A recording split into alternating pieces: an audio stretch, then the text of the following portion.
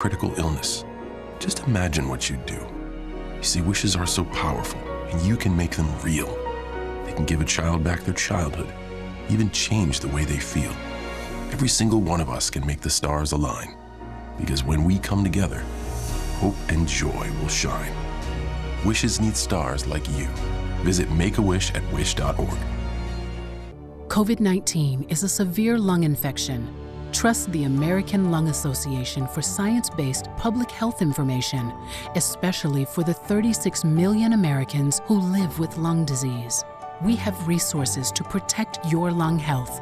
Access expertise from medical professionals and peer-to-peer support through our online communities. Visit lung.org for daily updates or call 1-800-LUNG-USA. We are Sports 56, WHBQ Memphis, and W253DF Memphis, Flynn Broadcasting Stations. It's time for Sportstime on Sports 56 and 98.5 FM. The first hour of Sportstime is brought to you by Lexus of Memphis. Here are your hosts, Brett Stats Norsworthy and Bryant Dacus. Welcome into Sports Time on Tuesday, February 7th. I'm Bryant Dacus, Jay Morgan Harder with me. What year is it? 2023. Yeah, you got to specify. I'm sorry. Because last year there was probably a Tuesday, February. Well, not a Tuesday.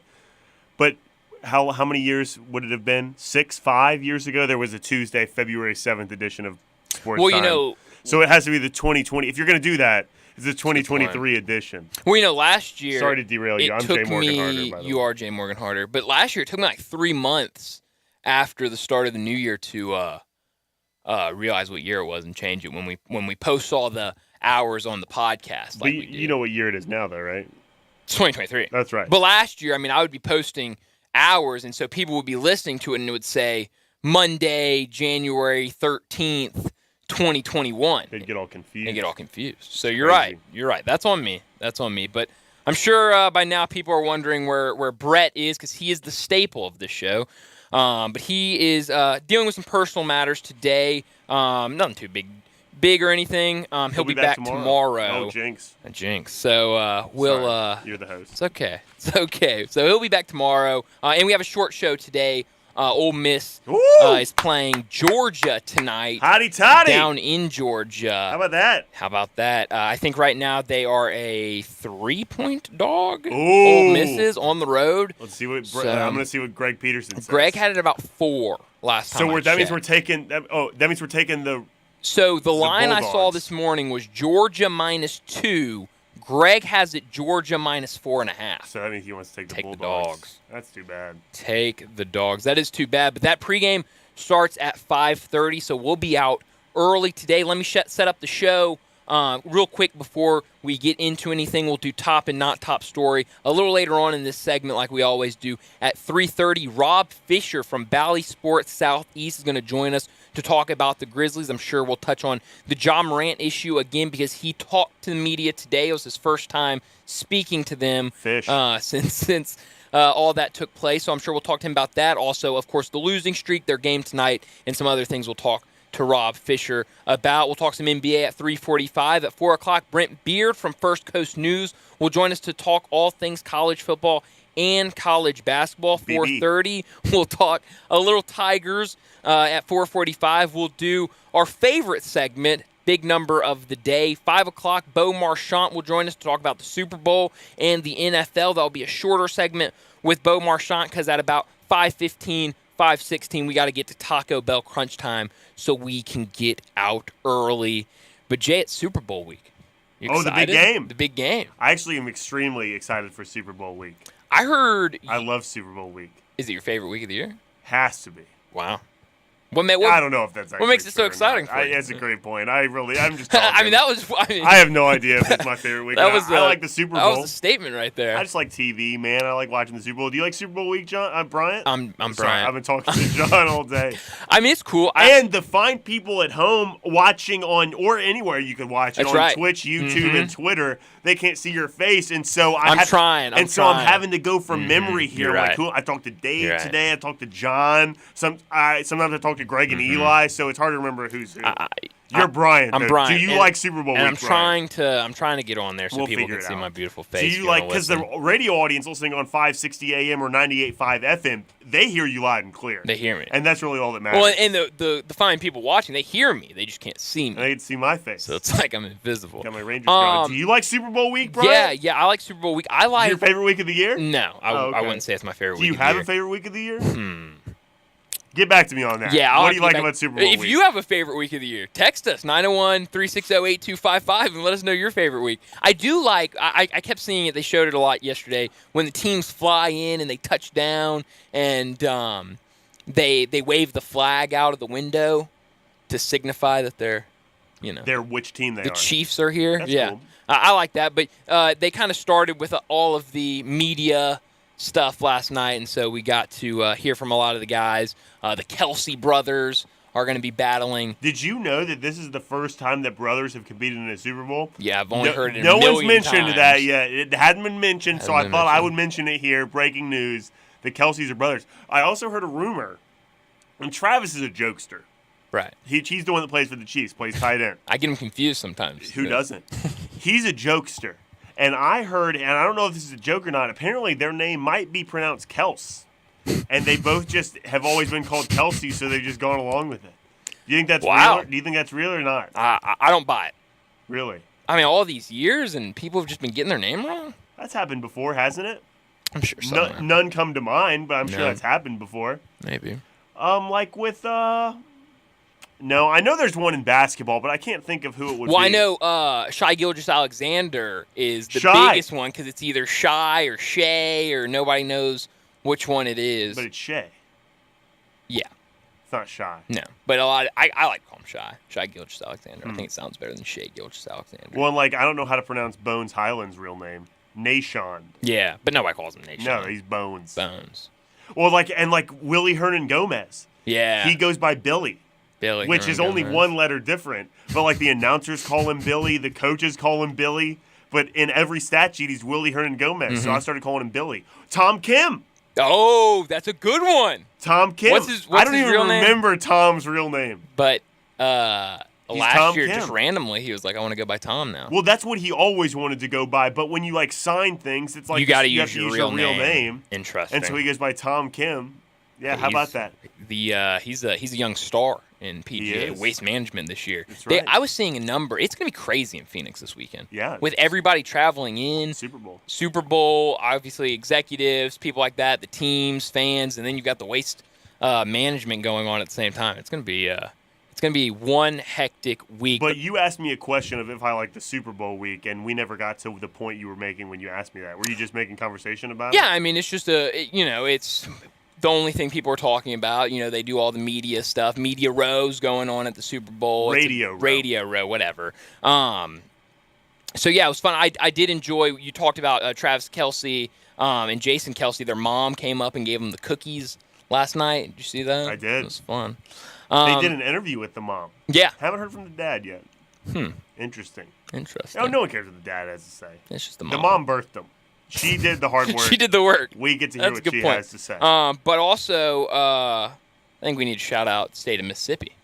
4 Mississippi State Bulldogs. I think 9 players total from the state of Mississippi. Is that right? Mm-hmm. Well, but specifically, go Dogs. I mean, no, we're the flagship station of the Ole Miss Rebels. But I'm just saying, in general, if we want to tout, there's no way there's a college that has more athletes playing in the Super Bowl than Mississippi State with 4. And I'm gonna mess this up. Okay. They have Fletcher Cox. Mm-hmm. Chris Jones. Chris Jones, yes. Chris Jones. I was watching Chris Sims earlier. Yeah, I love that guy. Who's the cornerback for the Eagles? And there's a linebacker for the Chiefs, Willie Gay. Is that a linebacker for the Chiefs? Yes. Did I get that right? Yes. And the cornerback is Darius Slay. Yes. Nailed it. That's my bell. Darius Slay. So those are the 4 they from all went to Mississippi State. And then one of those guys went to Starkville. Went to Starkville High School.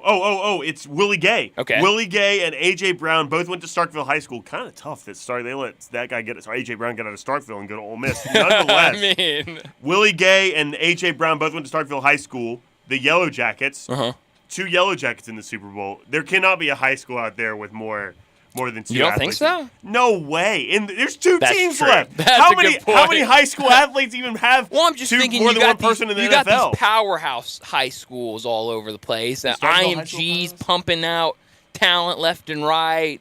So they're cheating. Yeah, so I was thinking maybe one of those schools. But you're right, it's the Super Bowl. Those guys have to go through college and then go through the pros, and those pro teams have to make it to the Super Bowl. So it's much tougher than just saying, like, hey, this college has it. I'm looking up the Starkville High School's classification. I can't find it fast enough. It's all this academic crap they're we showing don't me. care I about want to know that. about their athletic prowess here. How many A's are in Mississippi? That should be a question that Brett would know right away. How many A's are in Mississippi? Yeah, it's like 5 A's. 0. They don't have 5A, 4A, 3A? MISSISSIPPI. No. I feel like that's not what you're asking. Yeah, that's not what I was asking, Brian. I was asking about how many A's in the athletics in the Mississippi High School Athletic Association. Like, these states have like 5A, 4A, 3A, 2A, 1A. Not how many A's are in the name Mississippi. I don't think you can make Jay, another we are joke rolling that good. to That was start really the funny. show. That was funny. Wow. And How about I that? was being completely serious with that answer. Wow, that's embarrassing. No, that's funny. I thought Oh, you were. God. I thought that joke was on purpose. You should have just gone with it like it was a purposeful joke. That's funny. No Memphis sports last night though. There was college, but sports we have it last tonight. Night. We do have the Grizzlies tonight against the Bulls, and the Bulls are on a back-to-back. More on that later. I don't want to spoil You don't wanna spoil all the prepared material I have. Yeah. And we had our pre-show meeting this morning. At Long like pre-show 6 meeting. a.m. Yeah. We've been meeting for a while here.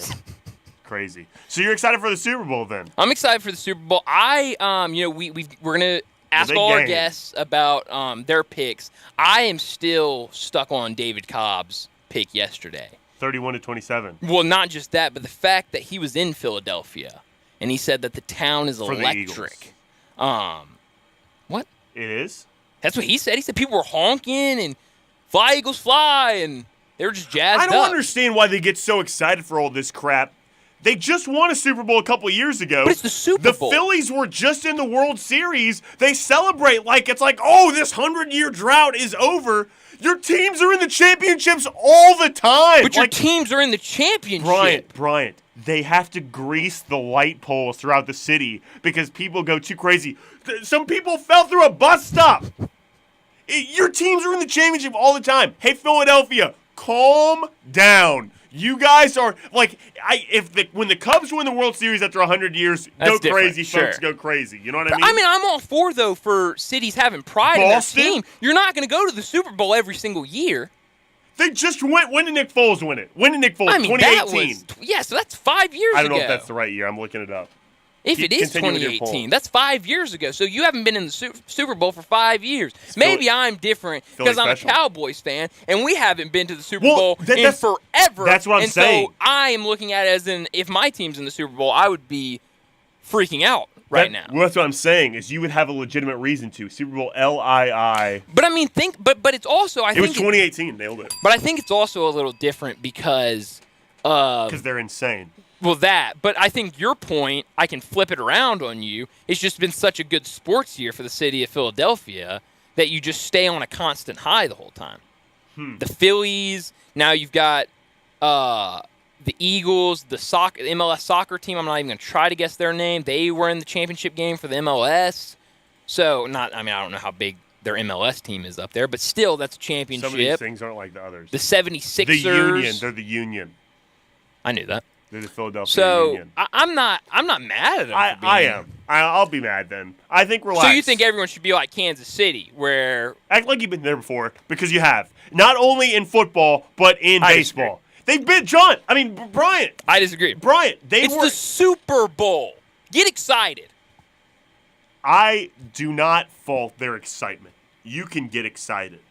They have to prepare for winning these games by greasing light poles and like riot-proofing the city because they get so But crazy. And also, it was an NFC championship. It was an But NL. that's but Philly it was sports It was an fans. NLCS. Yeah, exactly. Calm down.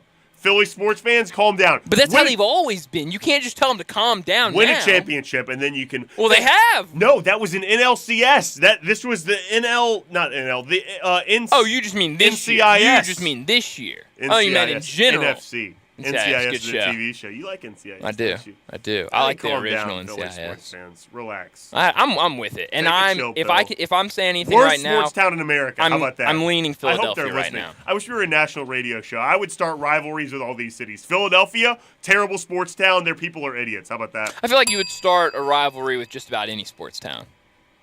Yeah. Namely Memphis. I don't want to start a rivalry with Memphis. They're the only people that listen. I don't true. want to make them upset.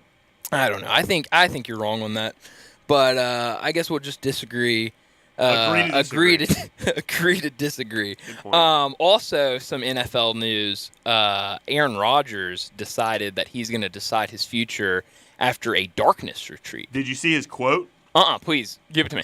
Hey, it's going to take me a second to find it. One moment, please. He's Found big. it. Okay, that didn't take as long as I thought it would. I'm still in the art of contemplation about my. He said this on the Pat McAfee show. Mm-hmm. I'm still in the art of contemplation about my future. After my isolation retreat, I'll be able to make my decision. Great way to put it. I'm not. It's not. You don't say I'm still thinking about it, end quote.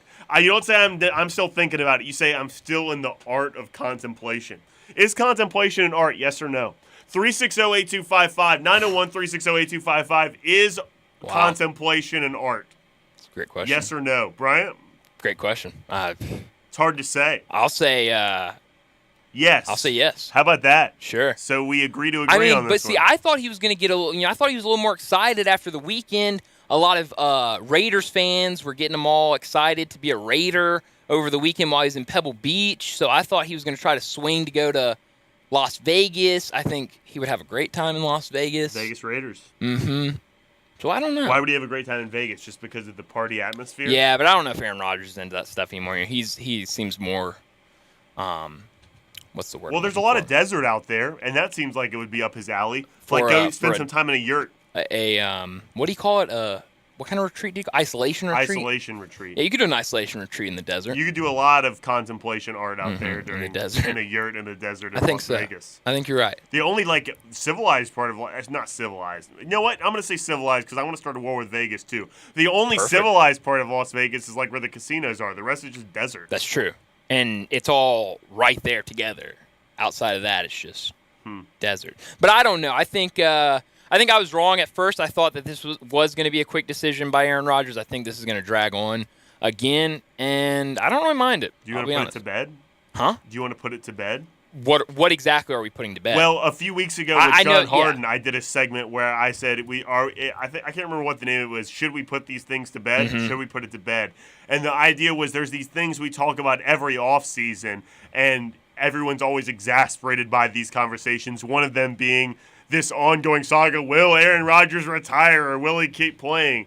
Do you think this would be something we should put to bed and stop talking about? And when he makes his decision, we'll say what he did, but we don't have to speculate because he wants us to speculate. Yeah, let's put it to bed. I mean, we know it's going to happen. It's happened last year. That means we're not allowed to talk about it the year anymore. Before. So right now we're stopping it. Make sure you tell Brett. With we that can't note, talk about Aaron Rodgers. I will let Brett know that we can't talk about Aaron Rodgers anymore until he makes a decision. That's then right. we can talk about it. Then you can talk about it. But it. until then, we're going to have an isolation retreat from Aaron Rodgers while he's on his isolation retreat. And it didn't even take us long contemplating it. No, because we know what we were going for. But now Brett is here to tell you about Lexus.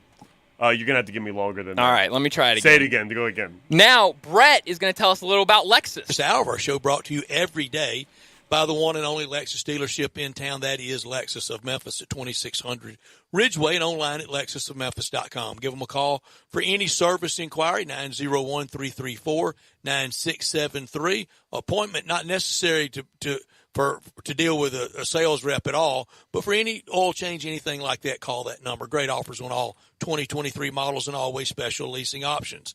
Drive in luxury and confidence knowing that every new Lexus comes with complimentary first and second maintenance services. Stop by today at Lexus of Memphis at 2600 Ridgeway and put yourself in the driver's seat of the all-new 2023 flagship LS500. You'll be looking and you'll be driving in style. When you purchase a Lexus, you get top-of-the-line engineering and design they make for the luxury driving experience. Online at lexusofmemphis.com experience amazing at Lexus of Memphis. Top story of the day. Jay, my top story of the day is that the Grizzlies are back in action tonight against the Bulls. Let me cross that off. Oh, was that yours? Well, I don't want to do the same one as you, so I had see. backups. I got so you. go well, ahead. At least you're prepared. That's right.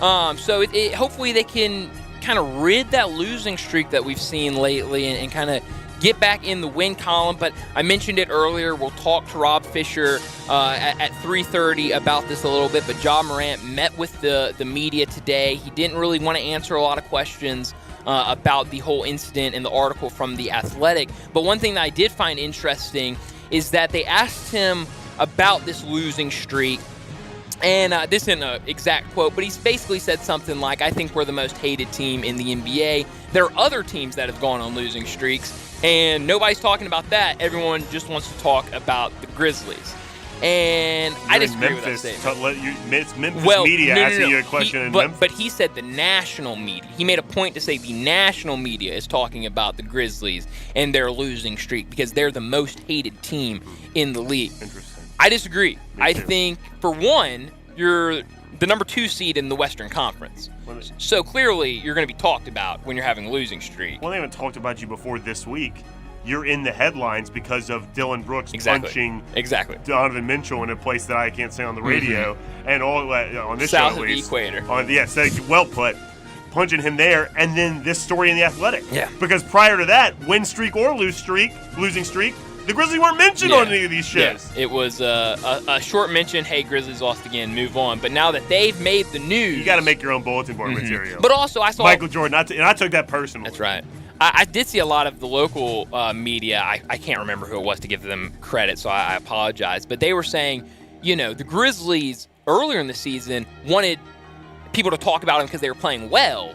And so you can't have the national media only talking about you when you're doing good things and not talk about you when the bad things are happening. You can't have it one of both ways. It's got to go both ways. So I don't know. I don't like where this team is at right now, both on the court and off the court. So I'm really hoping that maybe tonight they can catch the Bulls on a back-to-back and get a much-needed win. You kind of took all my points. You know what? I'm going to stick with this one. I'm going to use this other one for a big number. I'm going to stick with Grizz playing the Bulls tonight. You just mentioned they're on a back-to-back. Beat the Spurs last night. Keldon Johnson, by the way, 8 of 12 from the field, and 2 of his missed shots were threes. This guy's scoring from the mid-range like you wouldn't believe. Vooch, DeRozan, and Zach LaVine all went off last night, as they tend to do. This is a great opportunity for the Grizzlies to get a tough matchup. I don't know who matches up with Vucevic. Yeah. That's a tough matchup. Xavier Tillman's been starting at the 5. He's somewhat physical, but Vooch is really good. I will say, guard-wise, the Grizzlies match up really well with the Bulls. You got Ayo Dosunmu. I call him a poor man's Ja already, so that's a good matchup. Wow. And then you have LaVine and DeRozan. And we've got 2 good perimeter defenders, we being the Grizzlies. I don't like saying we. The Grizzlies have 2 good perimeter defenders to match up with them in that regard. I think this is a good opportunity for the Grizzlies to get back to their winning ways. They're 8.5-point favorites in the game, so obviously Vegas agrees. Not top story of the day. Wow. Kind of bigger line than I thought it would be. How about that? Interesting.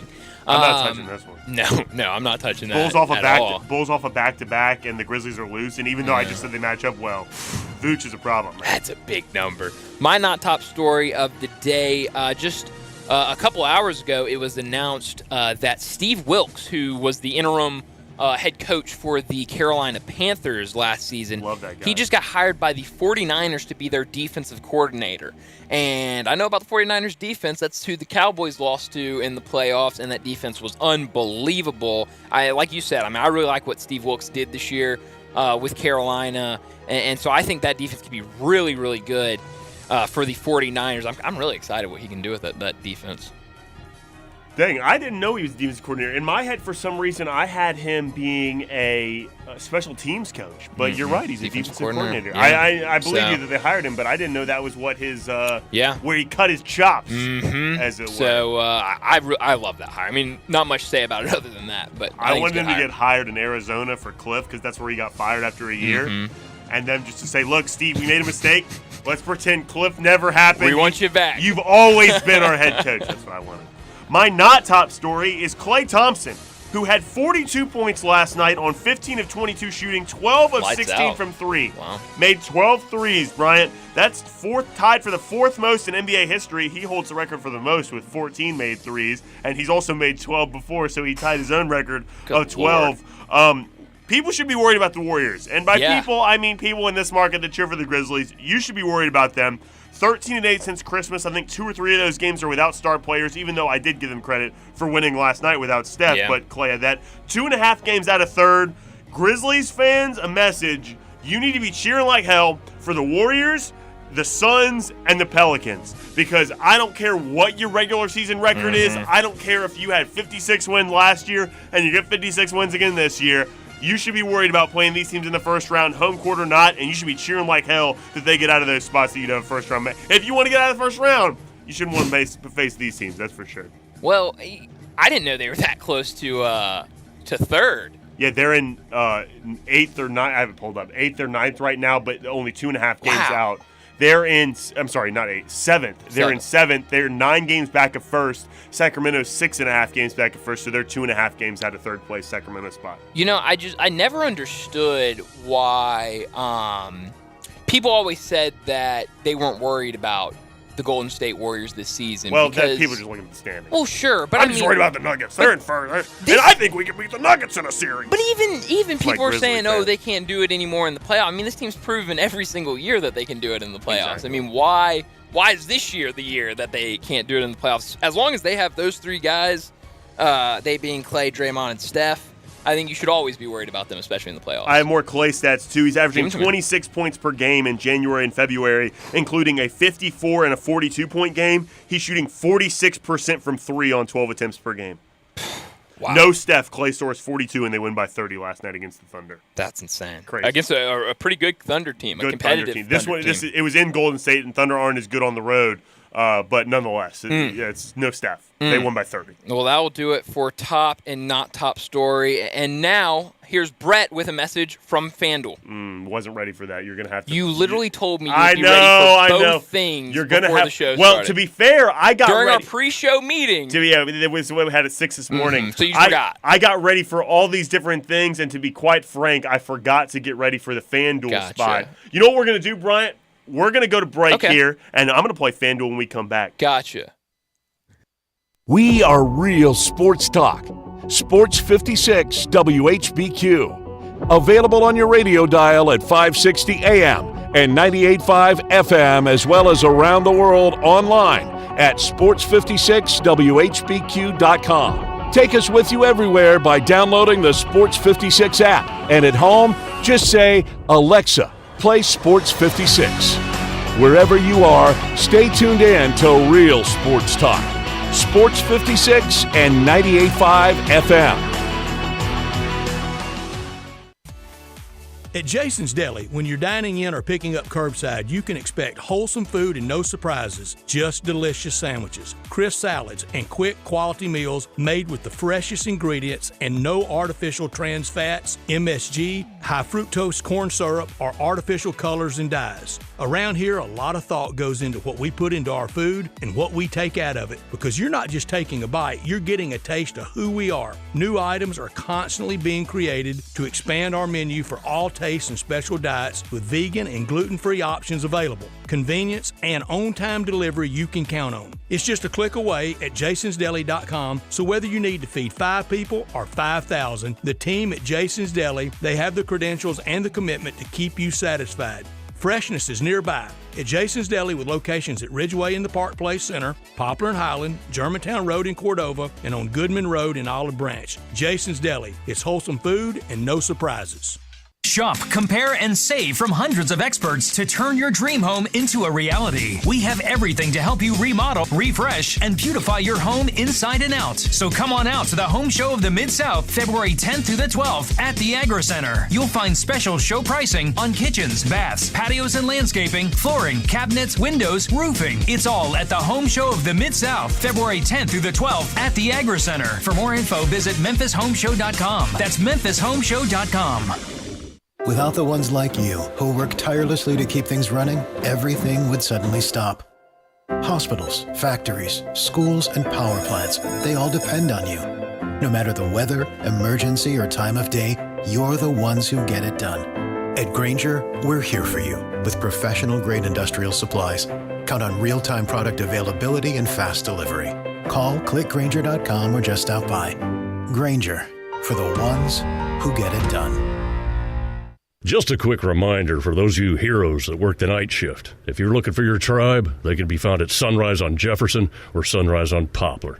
When Sunrise opens at the crack of dawn, there are always people that work overnight, waiting for the perfect breakfast and possibly a trip or two to the Bloody Mary bar, because after all, this is the end of your day. Why not? Sunrise specializes in a couple of things: serving the freshest, best food possible and being friendly.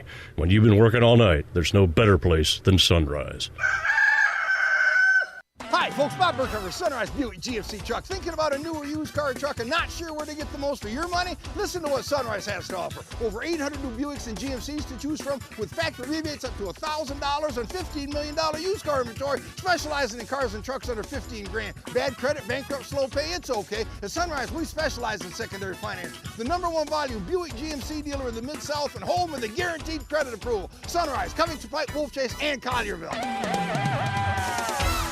I know the sweetest thing in Memphis, and I know it's been around for 120 years. You know, I'm talking about Dinstall's, and it's time to stock up heavy on Cashew Crunch, Heavenly Crunch, Turtlettes, all of your favorite Dinstall's treats to watch the playoff games and to watch all the basketball. It's so easy to get. The sweetest thing in Memphis, all you have to do is head to Laurelwood or head to Germantown and Poplar right across from the hospital, or go where they make the candies. That's on Pleasant View. There's nothing that says Memphis better than Cashew Crunch with that little tinge of coconut, or the Turtlettes. Let's face it, there's nothing better than Dinstall's chocolate.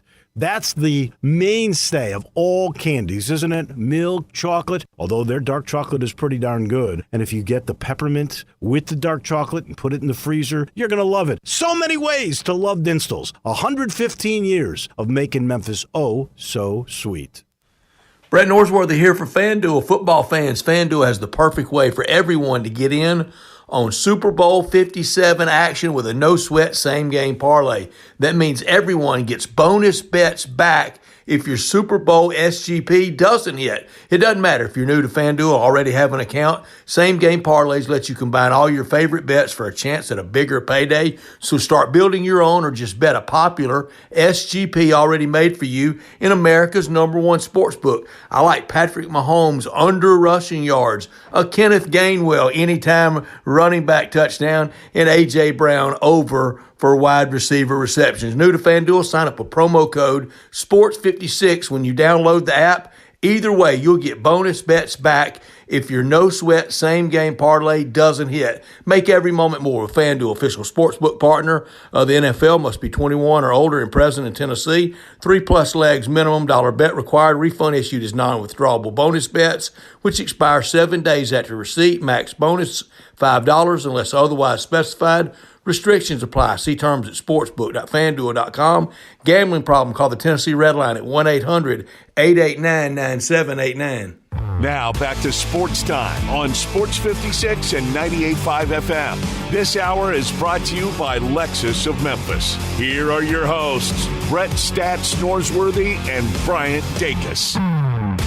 Welcome back into Sports Time. Bryant Dacus and Jay Morgan Harder with you, as Brett is out today, but he'll be back tomorrow. And the Grizzlies return to action tonight. And to talk about them, Rob Fisher from Bally Sports Southeast, you can follow him at The Fish Nation, joins us. Rob, first off, thank you so much for joining us. And then second, I guess I'll just start off with kind of the biggest story of the weekend with Ja Morant, the story coming out on The Athletic about his friends approaching the traveling party for the Pacers as they were trying to load the bus, and then a laser is what the Pacers said they saw fixated on certain players and coaches. What did you make of that story when you first saw it? Well, good to be with you guys this afternoon. Looking forward to getting the game going in here tonight. Well, when I first saw it, I guess my reaction was, oh, man, you know, it's been a lot of off-court news with the Grizzlies. Yeah.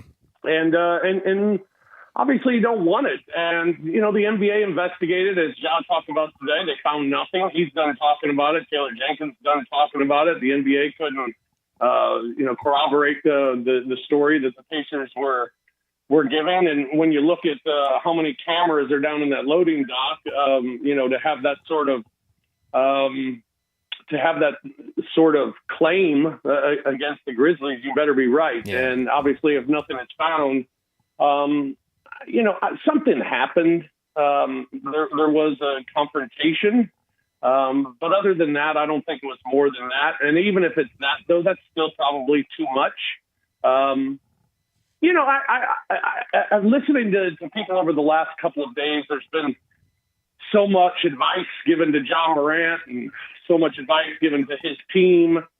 And I would just say I'm not one to give an adult advice on how they should act. I would just say if I, would sit down with Ja, I guess my only thing would be you just got to be careful and be smart because there's so much at stake with his career and career earnings outside of basketball that you just got to make sure that you're smart. Now, I'll give Ja the benefit of the doubt. I mean, he's if there's anything, and it's the first thing I tell people, when I have opportunities to visit with him and talk with him, is just how smart of a young man he is. And his IQ is off the charts, and whether it's basketball or just talking about life. So I'll give him the benefit of the doubt, and I'll trust him to make the right decisions. This was just a bad look. That's what I chalk it up to at the end of the day. It was a bad look. It's a bad story to be published. Disappointed that the Athletic went as far as it did with the story, considering the NBA did investigate and found nothing. I think there should have been a follow-up to it, but it is what it is. When you get stories and you get things that are going to get clicks and likes and reads, you go with it, and they did, and that's where we are today. But I would just say, hey, John, maybe this is maybe not necessarily a wake-up call, but just kind of a reminder to Ja of, people are watching and people are hating and people are going to do that. That's what happens when you're at the top of the mountain, and that's where John Morant is right now. Well, Rob, obviously that's the biggest story with the Grizzlies is going on right now, but I'm a hoops guy. Yeah. I'm an on-court guy, and you spend so much time around the team with them on the court that I cannot pass up the opportunity to talk about on-court stuff with you. And so I'm going to start with, I guess, a guy off the court technically, but Steven Adams, who they've missed tremendously, and obviously you watch the team so much, so closely, and are in the huddle and everything. You know his value to the team and what he brings to the table. I think a lot of the common fan, even people that watch the Grizzlies night in and night out, are seeing just how valuable he is in his absence, maybe for the first time, leading the league in offensive rebounds, but there's so much more that he brings to the table. Talk about his value to the team and maybe some things that are intangible that don't show up in the stat sheet that people might be recognizing in his absence for the first time. Well, I think the biggest thing that stands out is how he just clears the paint. I mean, he is whether it's rebounding, we know what he can do rebounding. I mean, he's an incredible rebounder, one of the best in the league, and the best offensive rebounder in the league. So you miss that right off the bat. But I think what you miss more than anything is his ability to take two guys out of the play, to take two guys out of the paint, where Ja can drive to the paint and has a clear lane and a clear path to the basket. And how many easy baskets the Grizzlies can get because of Steven Adams clearing the way for them. That's, I think, one thing that they're really missing. When you get in the half-court offense, not having Steven Adams, his ability to, put the ball through him, to get a touch of the paint, and for his ability to pass. He's a terrific passer as well. So you can run a lot of offense through Steven Adams, or at least start with Steven Adams and get the offense moving. And I think they're struggling in the half court. We see them struggling with late game execution right now. I think part of that was because they really haven't had a lot of practice in it. First half of the season, every time they were winning games, they were winning games by double digits. So there weren't many games that came down to the wire. Now all of a sudden you're getting games that are coming down to the wire, and the Grizzlies are struggling to execute. I think a lot of that has to do with Steven Adams not being on the floor. They need to figure it out. And Taylor Jenkins said it the other night. It's Jaren Jackson, and Jaren's done his job as far as the boards are concerned. It's Xavier Tillman needing to step up on the rebounds, and I think Xavier's done his job as far as the boards are concerned. But it's Brandon Clark. Brandon Clark needs to be better on the rebounds. And then the guards need to be a little bit better on the rebounds as well. You know, especially when you're playing teams that are 3-point shooting teams. The Grizzlies are a team that when a shot goes up, they like to leak out because they like to get that rebound and they like to run. Right. But the problem is without Steven Adams in there, you got to take that extra second before you leak out because everybody's got to be involved and everybody's got to get on the board. Everybody's just got to pick it up. Everybody's got to do a better job. I think it's pretty simple. You know, he's gone. Who steps up? Everybody needs to step up. And that's the mentality that I think Taylor Jenkins has gone with, and that's the mentality this team's got to go with right now. And they got another tough test tonight. This Chicago Bulls team with their bigs, with Vucevic and also with Drummond, they're a load and a handful. And they're going to be a handful tonight for the Grizzlies bigs. So, you know, the biggest thing isn't necessarily the rebounding number. I mean, Grizzlies did out-rebound the Raptors the other night, 44-43. The problem was giving up those offensive rebounds. Yeah. I mean, the Raptors had 21 second-chance points on just 11 offensive rebounds. So the Raptors out-Grizzlied the Grizzlies the other night. They scored off turnovers. They scored on the break. They scored on second-chance opportunities. They outscored you in the paint. All categories that the Grizzlies usually dominate, the Raptors were better at it the other night. So Grizzlies need to step up those things, and the biggest thing is the defensive rebounds. They've got to finish possessions because sometimes it's not just a matter of they're getting to the ball first. Sometimes it's been a matter of you just haven't been strong enough with the basketball, and it's getting ripped out of your hand. So it's got to be, you know, Taylor said it the other night, it's about willpower. It's about wanting. It's about playing with aggression and playing physical and making sure when you get your hand on that basketball, it doesn't come free.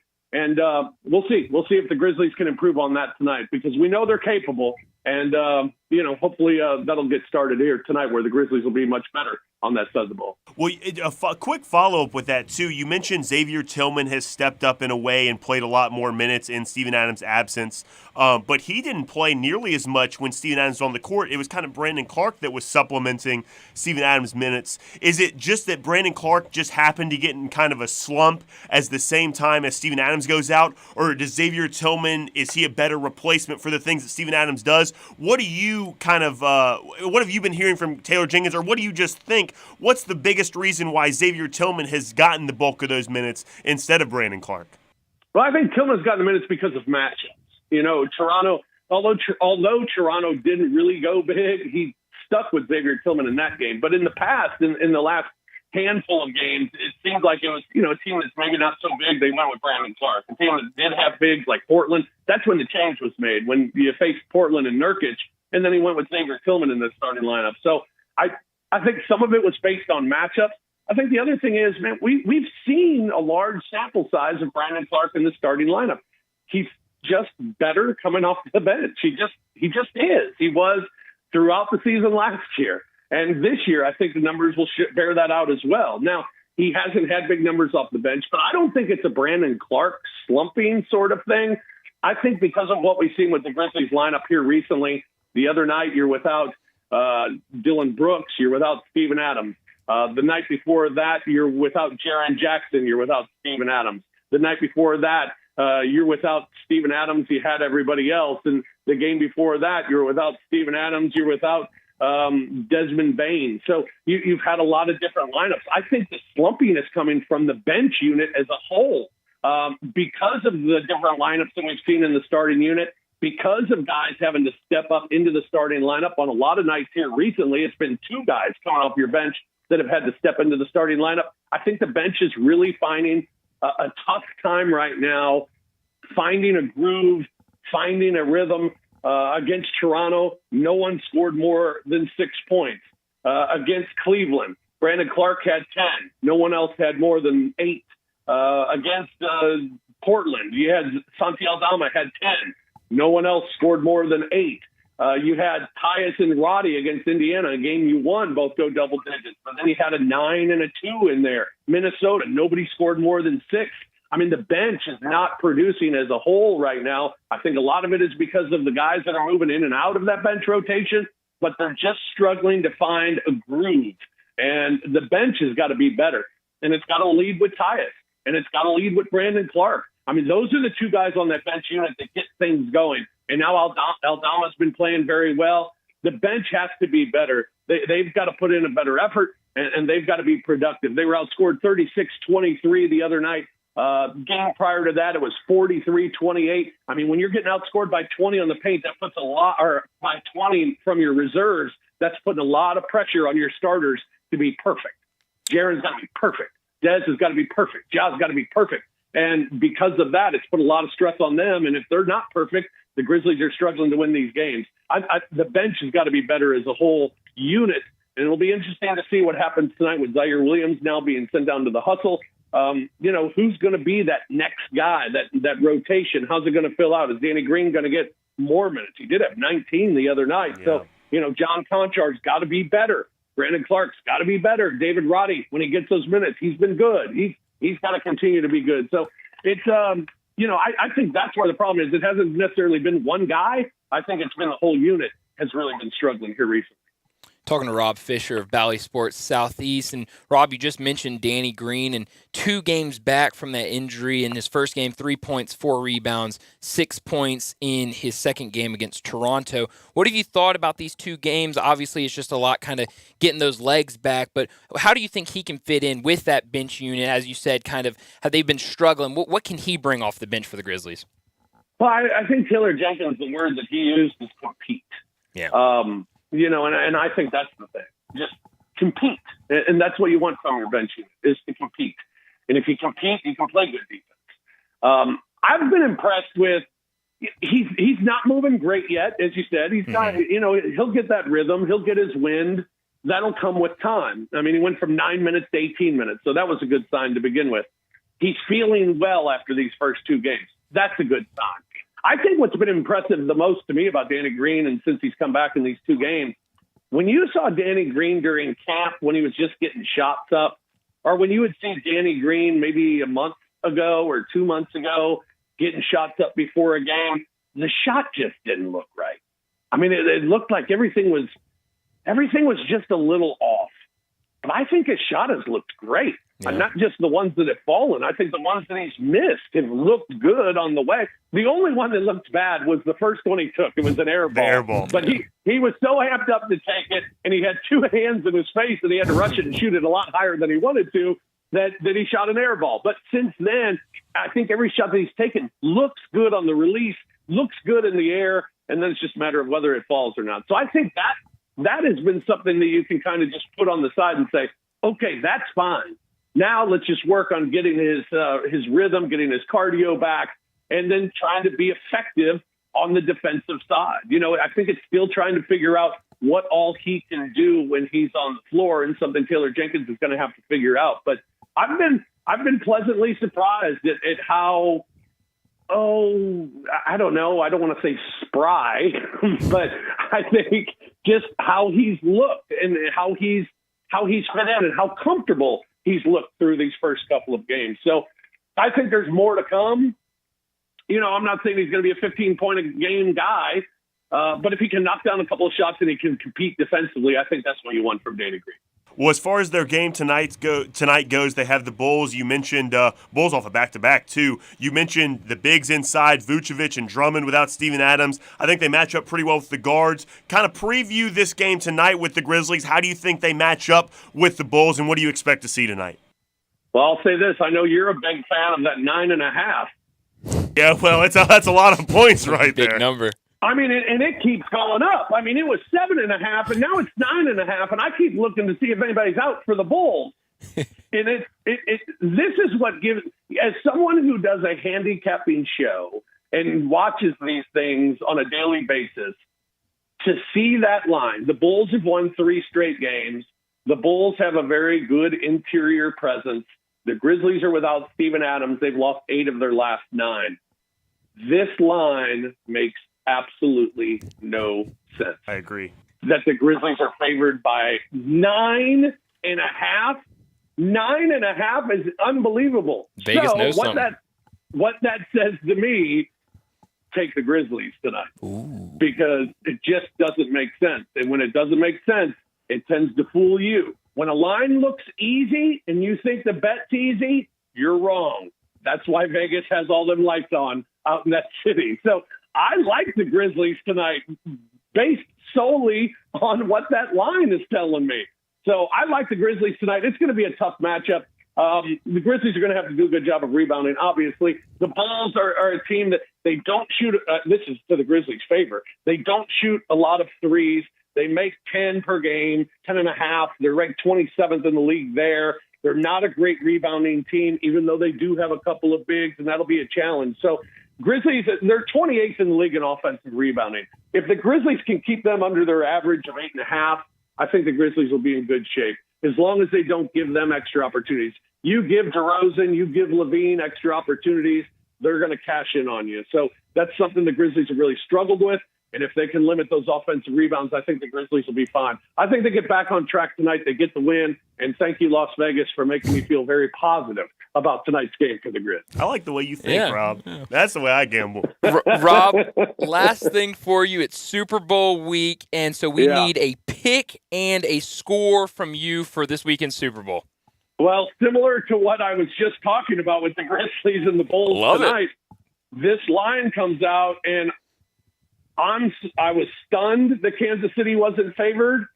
I'm stunned that the line is really, if it has moved, it's moved 1 point, with Philadelphia still being favored. Now, I'm a Chiefs fan, and I am going to bet the Chiefs.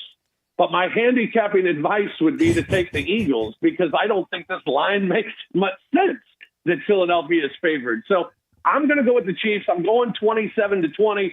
That the Chiefs get the victory. Patrick Mahomes is the MVP, and the game does go under. I love the under in this game because the under is cashed in throughout this postseason in the NFL.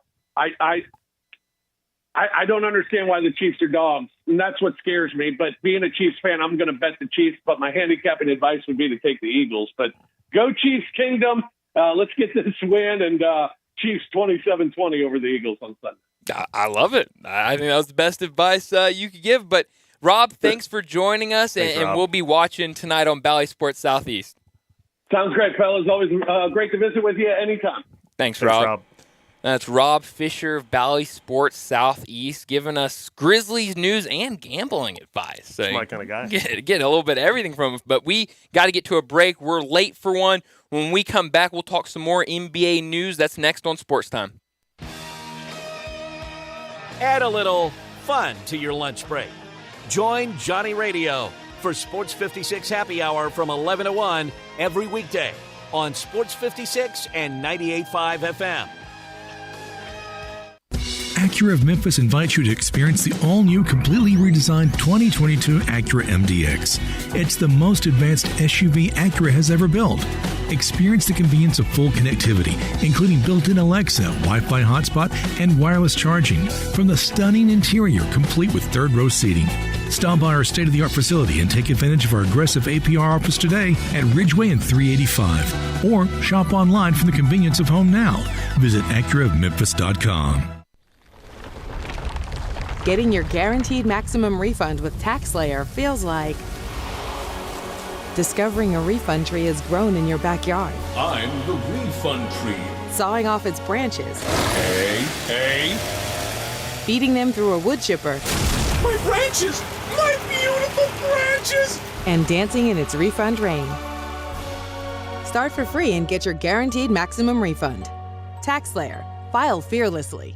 Progressive presents Adjusting to the Suburbs. It never dawned on me how much walking I used to do until I bought a house in the suburbs. Like when I'd say, I'm going for coffee, of course I was walking, but now it's like 3 miles and no latte's worth that. I find myself inviting people on walks with me like it's a scheduled activity. This morning, my neighbor asked me what I'm doing, and I actually said, I'm going for a walk with Nancy.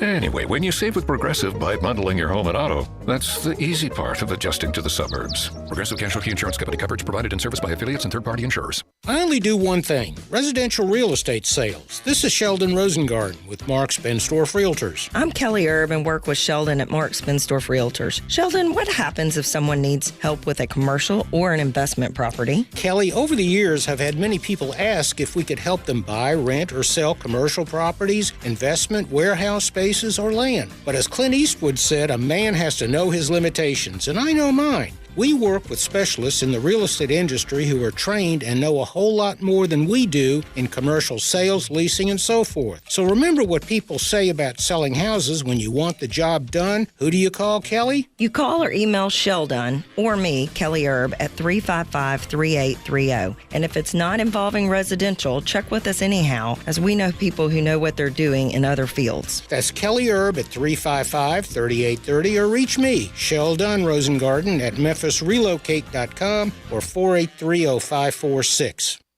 Do you know one of the best things you can do for your employees or family's health? Provide Arctic Clear bottled water. Arctic Clear bottled water is your locally owned and operated bottled water provider. Arctic Clear is 100% natural spring water with free delivery and setup, dependable service, and no long-term contracts. What an easy choice. Call Jeff Manus today, 901-382-2363, or visit arctic-clear.com. Arctic Clear bottled water. Call now, 382-2363. That's 382-2363.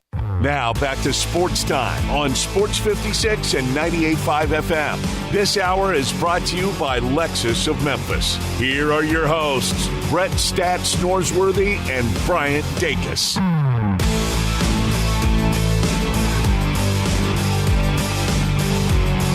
Welcome back into Sports Time as we wrap up the first hour on this Tuesday, February 7th, and you got to say the year, Brian. 2023. I forgot to do that earlier, so I was trying to remember to do it this time, and I forgot again. So that's okay. Shame on me. Shame on me. But a lot going on in the NBA right now. Obviously, we're in the thick and thin of it. I think the biggest thing being it's deadline week. 2 days away from deadline. Less than 2 days now because it closes at 2 p.m. Wow, that's a great point. So it's a day and change. And obviously the biggest trade being Kyrie Irving, and now all this. Who is that? I don't know. That's a joke. Keep going. Don't mean to derail your thought process. But obviously all the eyes have shifted to Kevin Durant now that Kyrie Irving is out, and some reports came out today saying that he really wanted to go to Phoenix over the summer when he was really pushing for a trade. Obviously, we know all about that because Memphis really thought they had an opportunity to get him. And so now a lot of people are asking, what are they going to do? Are they going to move on from Kevin Durant? And the Nets have come out and said they're not going to move Kevin Durant before the trade deadline. So nobody has to worry about that. He's going to be a Net at least until the end of the season. They're not going to make a move there.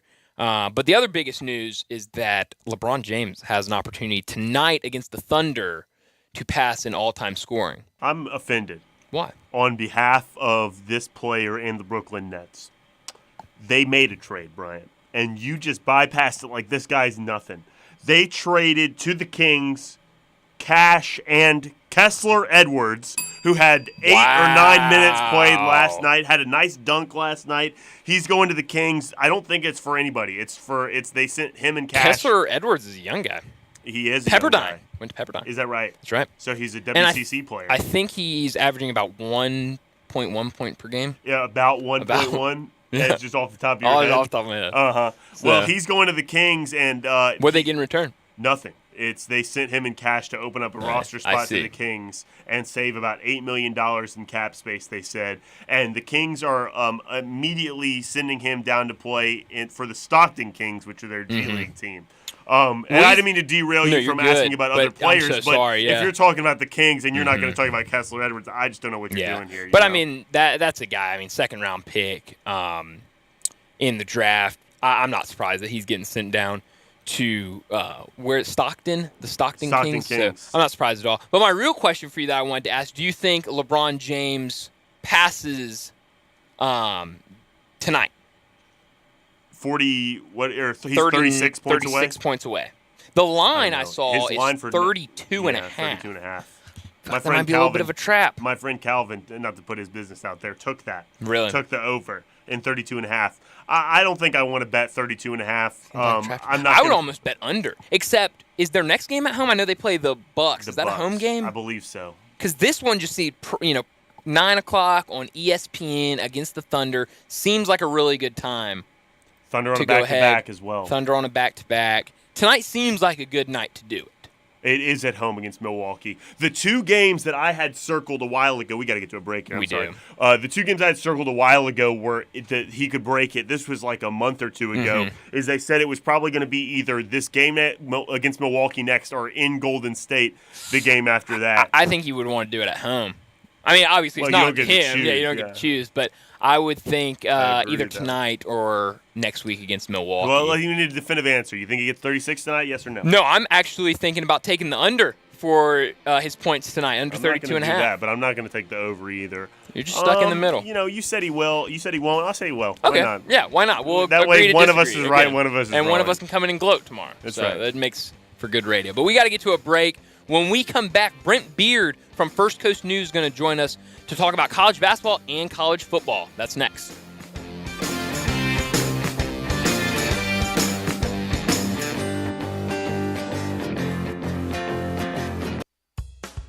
Los Cabos is famous for their authentic Mexican food, great steak fajitas, enchilada tacos, and unbelievable seafood freshly flown in from crab legs to shrimp, and Los Cabos handcrafted margaritas. Come watch your favorite game. 4 locations to choose from: Quince, Bartlett, Germantown, and Goodman Road. Take advantage of the Los Cabos Daily Happy Hour specials. Monday and Tuesdays, 2-for-1 margaritas on the rocks from 3 to 7 p.m.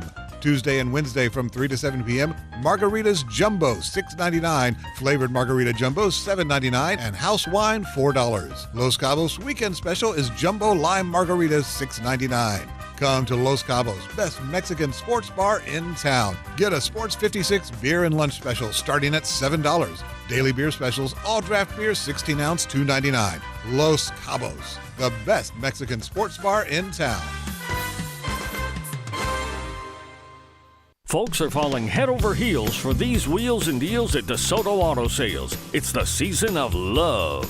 They're on a mission to help you meet your match. So if you've fallen out of love with your old ride, or other dealers have left you brokenhearted, get ready to fall head over heels for their wheels and deals. DeSoto Auto Sales has a solution for every situation. Low monthly payments? No problem. Low down payments? You could drive away for just a couple of bucks down. Trade-ins? DeSoto Auto Sales is paying way more than it's worth, and you could even lower your monthly payment in the process. Broken up over past credit mishaps? DeSoto Auto Sales credit approval process is the best matchmaker. DeSoto Auto Sales will hook you up with banks and lenders who want to approve you. It's time to fall in love, Mid-South, because you'll go head over heels for these wheels and deals when you drive off the lot in your new car for less. But hurry, this deal will fade away faster than first love. See all the wheels and deals at DeSotoAutosales.com. That's DeSotoAutosales.com.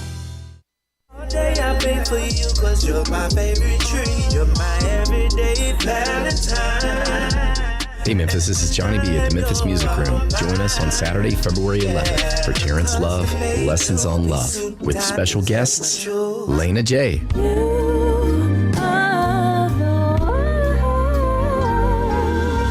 Because of you, I never lose sight of what is real. Ariel Rain.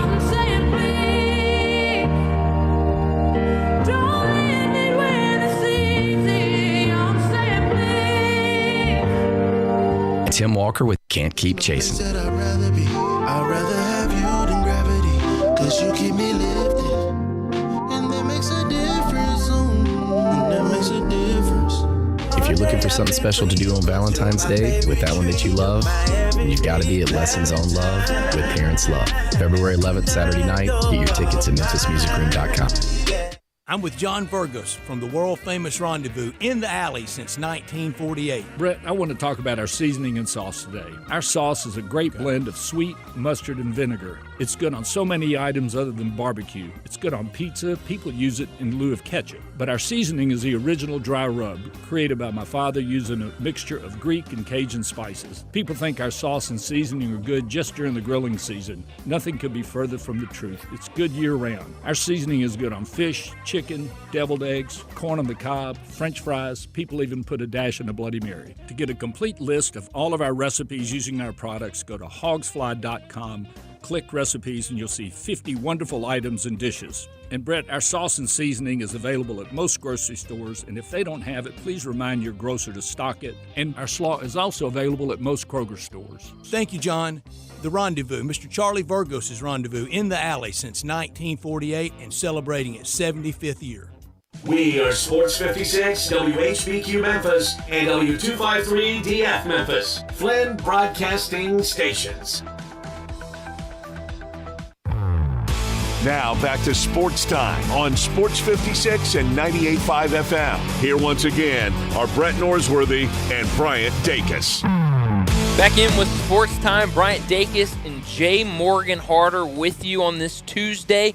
And joining us now to talk some college football and college basketball, Brent Beard from First Coast News. Brent, thanks for joining us. And last time when we talked to you, we were talking about what Alabama would do at offensive coordinator. And just a few days after our conversation about that, they went out and hired Tommy Rees from Notre Dame. What were your first impressions on that hire by Nick Saban? Well, it was a time for Alabama to kind of recapture what they used to be able to do, is to reinforce the line of scrimmage and be able to run the ball better. They have had too many situations as of late to where they have had third and short, fourth and short, and couldn't get it, had to throw the ball. So what they're trying to do with these coordinator hires, guys, is to reestablish the line of scrimmage, be a lot physical, a lot more, a lot tougher. That's what Georgia still is being able to do. Teams like Utah, and when they ran all over Southern Cal in the Pac-12 championship game, did the same thing. That doesn't mean Alabama's going to abandon the passing game by any stretch of the imagination, but that's what these two hires are all about, is to go back and give Nick Saban basically one more kind of restart, shall we say. The last time he did something like this, guys, was when he brought in Lane Kiffin, and they really were able to do what they needed to offensively. As far as throwing the ball down the field, that surprised a lot of folks, but they've kind of lost their identity over the last 2 or 3 years in being this physical, tough running game, along with being able to throw the ball. They're hoping to be able to reestablish that identity with these two hires. And then with Miami, like you said, Alabama also hired defense coordinator Kevin Steele from Miami. Now Miami finds themselves without an offense or defensive coordinator. Where do they turn? Well, and listen, live radio is a great thing because they literally just hired Tulane defensive coordinator Lance Gittery. That's a good hire. I mean, just literally. Wow. So, no, I agree with that totally. Gittery has 28 years of coaching experience. He has been at some different places, been at Marshall. Look, that Tulane program is a good program in it, guys, with what they have done there. So I think that's a really good hire. Nothing yet as far as the offensive coordinator situation. Now, they would like, I think they're looking at, obviously, what they can do, who might come in and be able to help them with that. They'd love to get Ken Dorsey back from the Bills. You remember Dorsey? Yeah. Who was their quarterback, and they've looked at Joe Brady with the Bills. Clint Trickett's name that came up, ironically enough, spent time with Florida State. So nothing definitive yet. Toledo head coach Jason Candle has been mentioned a little bit with that, to Scott Frost also. But, boy, he didn't waste any time at all replacing Kevin Steele. And by the way, guys, I thought this was interesting. This is very unusual. Miami just announced their schedule last week. Yeah. They have got 3, not 1, but 3 non-Saturday games. Their first game is Friday, September the 1st. and then they've got Bethune-Cookman on Thursday, September the 14th. And then on November the 24th, they play on a Friday. That should be Black Friday, obviously, against Boston College. Would it be safe to say on November the 24th, the temperature differential between Coral Gables and Boston will be a tad different? Just a little bit. A little bit nicer weather in Coral Gables, maybe. I would say. Brent, I wanted to ask you about, and this might not be big news. It might just be like internet fodder, but this was going around the internet earlier this week, I believe, or last week, I suppose. Brian Ferentz, offensive coordinator at Iowa, had his pay reduced, and then there was an incentive in his contract where he gets a bonus for every game he scores 25 or more points. What are kind of the father-son dynamics there, but also a lot of criticism about that offense? Yeah. What do you make of the whole situation in the Iowa football program? Listen, folks have laughed about that the whole year. The new contract is $850,000. Now that's down $50,000 from last year. As you said, financial incentives. I mean, this is just comical to read this. Financial incentives such as scoring 25 points a game and winning 7 games. Iowa last year scored 17 points per game last year, which is a whopping 123rd in the nation. Now, if they had even scored just 25 points a game, that they would have been 85th nationally instead of where they were. Guys, and I thought about this a little bit. Can you imagine an SEC team doing this? Listen, if that was the case, the fan base would be rioting in the streets, would they not? No. Yes, they would. I can't even imagine Iowa doing it. These incentive-based, and blew my mind. And for it to be so public like that, that's also peculiar, isn't it? Yeah, well, very, frankly. But a lot of that fan base wants change there. That obviously that is they're pointing toward the nepotism that goes with that. But boy, but they've been pretty tone deaf about this. And that's but I mean, here's your point, and this may be what they did with this new contract. The way it's restructured is if they have another year like they did last year, and they don't reach these goals of 25 points a game and winning 7 games, that also might be enough incentive to make a change. Yeah, I think you're right. Some other big news last week in college football. A lot of people thought that maybe Texas and Oklahoma could get out of their contract with the Big 12 early and make that transition to the SEC earlier than 2025. They originally said at the latest it would be 2025. Now it looks like that's not going to happen.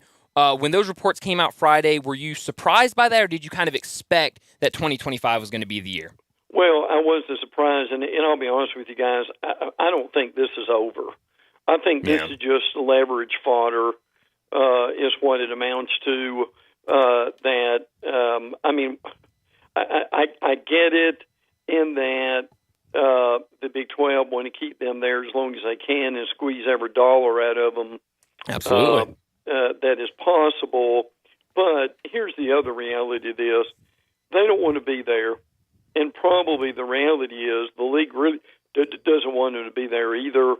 What I think may happen here is your competing networks with this, ESPN and Fox, may just end up coming to some kind of agreement weeks and months down the road, frankly, and because you've got, and people need to remember this, you've got BYU, Cincinnati, Houston, and UCF coming in.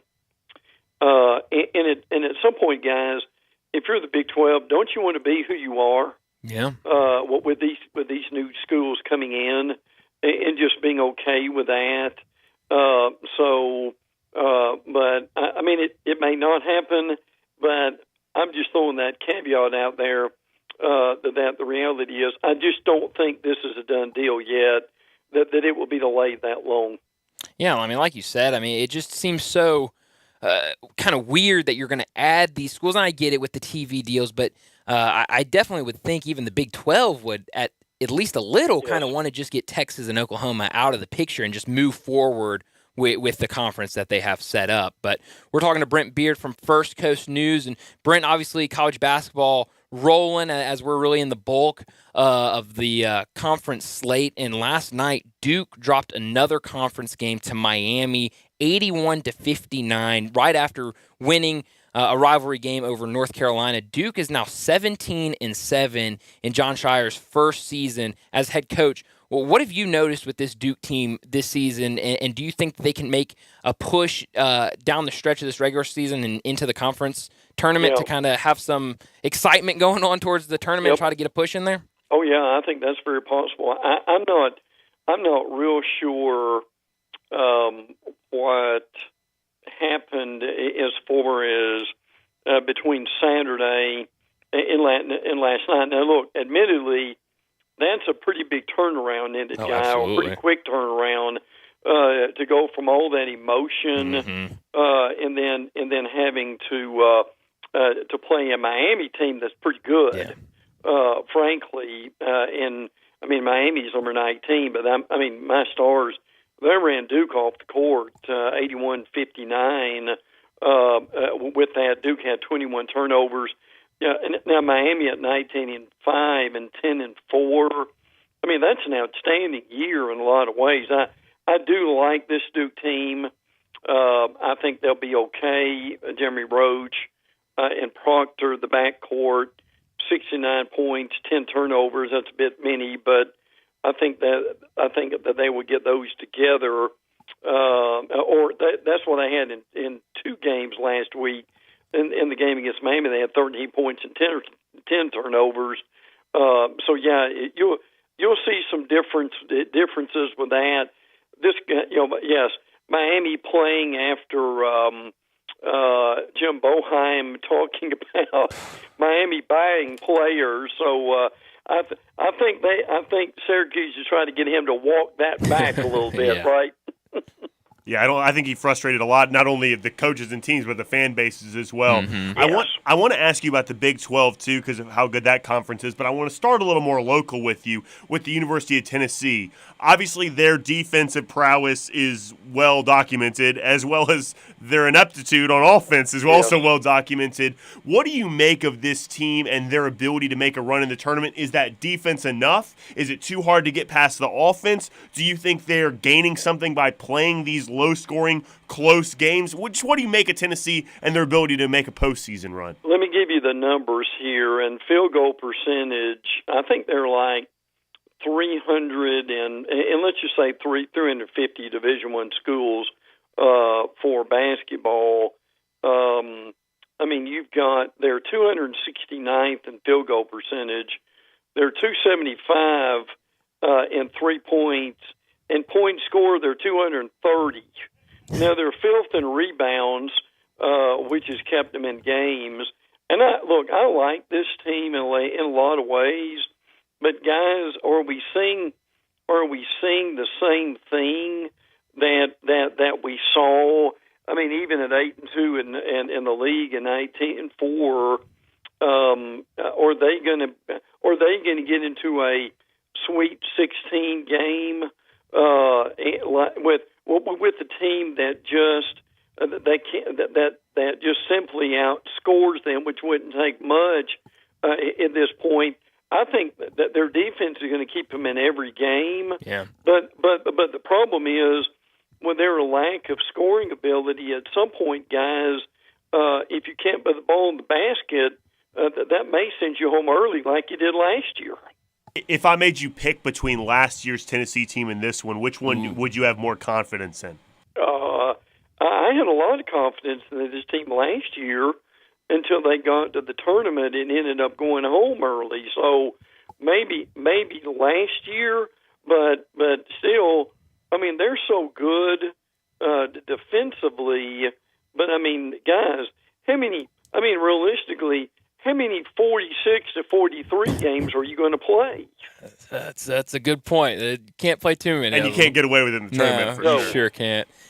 Going from one of the best teams in the SEC to arguably one of the worst teams in the SEC, we obviously carry Ole Miss Rebels games and Ole Miss Athletics. And right now, after starting the season 6-0, they've lost 11 of their last 12 games, last 5 games, and they play Georgia tonight. It just seems like everything that could possibly go wrong for Kermit Davis has gone wrong this season. Obviously, Matthew Morrell has been injured, and then the news last week that Deshaun Ruffin's going to step away from the program and kind of focus on himself, try to get back healthy both physically and mentally. What have you thought this season about this Ole Miss team, and do you think Kermit Davis's time down there is kind of run out? I hope not. I really like him, but I'm concerned at this point that it may have. I mean, again, the stats are awful. They're 288th in field goal percentage. They're 333 in three-point percentage. Guys, there aren't many teams worse than that, are there? No. And then points scored 316. I mean that rivals Tennessee, doesn't it? At this point, as far as where they are, I think they would have to. They would have to have a real run, I think, in the SEC tournament to be able to do anything like they really want to do. There's no doubt about it. Very disappointing season. But look, that's what you don't know about Georgia. I mean, Mike White was here. Well, we're an hour away from Gainesville, and they are pretty well the typical Mike White team, where that they will upset one of the best teams in the conference, and they'll lose 4 in a row. So I mean that's kind of what he did here. But if they want to get back to winning, they can be able to do it with this. My concern for them is the mental aspect of it. That Ole Miss doesn't give up guys before we even reach March. Yeah. Put a big smile on my face, Brent, saying you like Kermit. I love Kermit, too. My last question for you before we ask you about the Super Bowl is, like I said, about the Big 12. I think hard to argue at this point, probably the best conference in America. They have a bunch of good teams in it, a bunch of teams that are on a lot of bracketologies. Do you think the Big 12 could realistically get 8, even 9 teams in the tournament? And do you think there's 9 or 8 NCAA tournament quality teams in the Big 12? They could come close. I think that's very possible. I tell you, the team that I really like, and I know Kansas gets the attention and so forth, guys. But don't you like this Kansas State team? Love them. Love that Kansas and what State they team. have done. Their coach is. If Jerome Tang is not, I'm not saying he's going to win it, but if Tang is not guys in the top 3 for the coach of the year, I'm not sure the award's is going to mean much. You're right. And Keontae Johnson, with what he's been able to do, and that story is just terrific, frankly. But again, look, I'm an SEC guy, and I admit that. But man, alive, and it took a couple of upsets on that Big 12 SEC challenge, or that thing would have been something like 1-9, or something of that effect. The SEC's better than they showed that weekend. I'm convinced of that. But this is a really special year in the Big 12, isn't it? That sure is. Very much so. You mentioned the Coach of the Year, Jerome Tang. Who would be Shaka Smart? Is it a 2-horse race for Coach of the Year? Maybe. Yeah, that's a really good. Well, I tell you what, Nate Oates in Alabama. That's a good one. If they win the league and they win the tournament, and they're a number 1 seed, which they might be, I'm not saying Nate will win it, but I think he'd be in the top 3. I think you're right. Good candidates right there. Yeah, it's a good pool this year. It's a really good pool. Brent, it is Super Bowl week, and like we do every year, we got to get a pick from you and a score for this weekend's game. I like Kansas City. I mean, this is pretty much a pick 'em to me in a lot of ways, and I think that's what Las Vegas is saying at this point too. But the front 7 for both these teams can really make the difference. And I think that's what's going to determine how the game goes. You've got two really incredible quarterbacks. I'm still amazed at what Jalen Hurts has done and how much credit he deserves because we sure didn't see that at Alabama and frankly at Oklahoma either, but he's really made himself into a outstanding quarterback. I'm going to go probably 31-28. I mean, I don't think it's going to be a 52-50 basketball type score, but I do think that there will be enough defense and enough excitement to keep it, hopefully to keep us involved for 4 quarters. Yeah, I hope you're right. I hope it's an exhilarating, close game. But Brent, we'll talk to you next week again on a Tuesday. And have a good weekend. Enjoy the game, and we'll talk to you next week. Thanks, Brent. Will do, guys. Thanks Brent. much.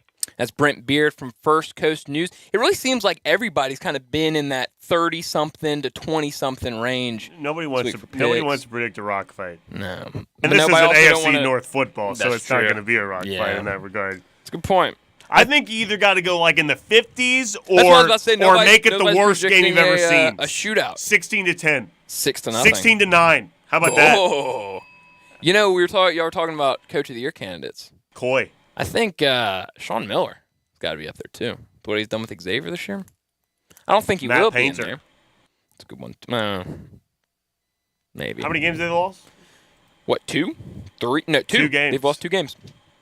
I mean, you're right. That's a great job. I think a lot of people thought that they were going to be down without Jaden Ivey this year. What if Randy Bennett and St. Mary's wins the WCC? I mean, Randy Bennett's been there since I was born. I mean, he's done a great job, though. Actually, he's legitimately been there since you were born. I'm pretty sure he took over in 1999-2000. Yeah. So Randy Bennett has been the coach of St. Mary's for your entire life. Hasn't been a St. Mary's team exactly since I've been born without Bennett. So, but he's done a great job. I mean, they're 7 in KenPom right now. I think he could definitely be up there too. I think there's a lot of really good coaches out there for Coach of the Year this year. But Coy. But we got to get to a break. When we come back, we'll talk about the Tiger basketball game, their upcoming game tomorrow night against South Florida, and we'll revisit that loss over the weekend to Tulane. That's next on Sportstime. Join the voice of the Tigers, Dave Woloshin, for Wolo and Friends. Weekday mornings from 10 to 11 here on Sports 56 and 98.5 FM. Do you know one of the best things you can do for your employees or family's health? Provide Arctic Clear bottled water. Arctic Clear bottled water is your locally owned and operated bottled water provider. Arctic Clear is 100% natural spring water with free delivery and setup, dependable service, and no long-term contracts. What an easy choice. Call Jeff Manus today, 901-382-2363, or visit arctic-clear.com. Arctic Clear bottled water. Call now, 382-2363. That's 382-2363. The Angie's List you know and trust is now Angie, and we're so much more than just a list. We still connect you with top local pros and show you ratings and reviews, but now we also let you compare upfront prices on hundreds of projects and book a service instantly. We can even handle the rest of your project from start to finish. So remember, Angie's List is now Angie, and we're here to get your job done right. Get started at Angie.com. That's ANGI, or download the app today. I've always gotten tons of UTIs. Cranberry products never worked for me, and I was desperate for a way to be proactive. I'm Jenna Ryan, CEO and founder of Eucora. We've worked with doctors to develop effective urinary tract health products. Just mix a packet of Eucora with water and drink it when you need support, like right after intimacy. Eucora is helping over 100,000 women stay healthy. Ready to join them? Get 30% off at eucora.com/radio. That's UQORA.com/radio.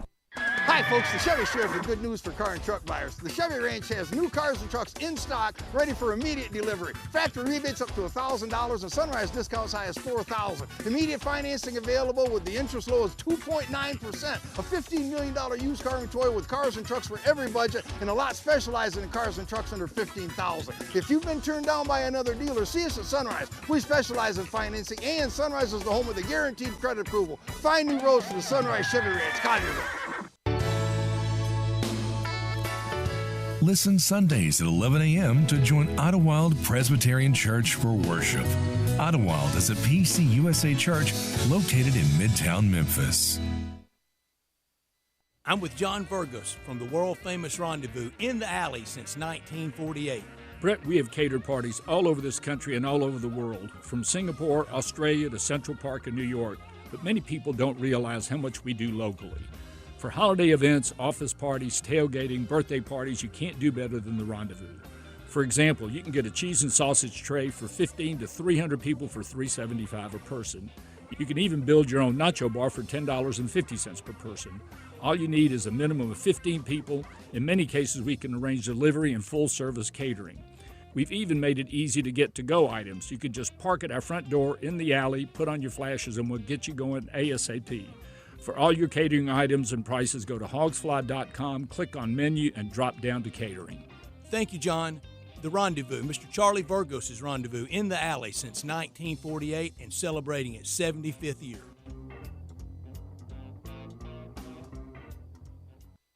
Upgrade your commute at Acura of Memphis. Seize the thrill and test drive one of our award-winning models, each packed with cutting-edge technology, luxurious amenities, and a driving experience that's sure to awaken your inner self. Driving shouldn't be a chore, it should be an adventure. Advance your drive today, shop our aggressive lease and finance options now. Luxury is waiting at Acura of Memphis, or shop online 24/7. Visit AcuraofMemphis.com. Now back to Sports Time on Sports 56 and 98.5 FM. Here once again are Brett Norsworthy and Bryant Dacus.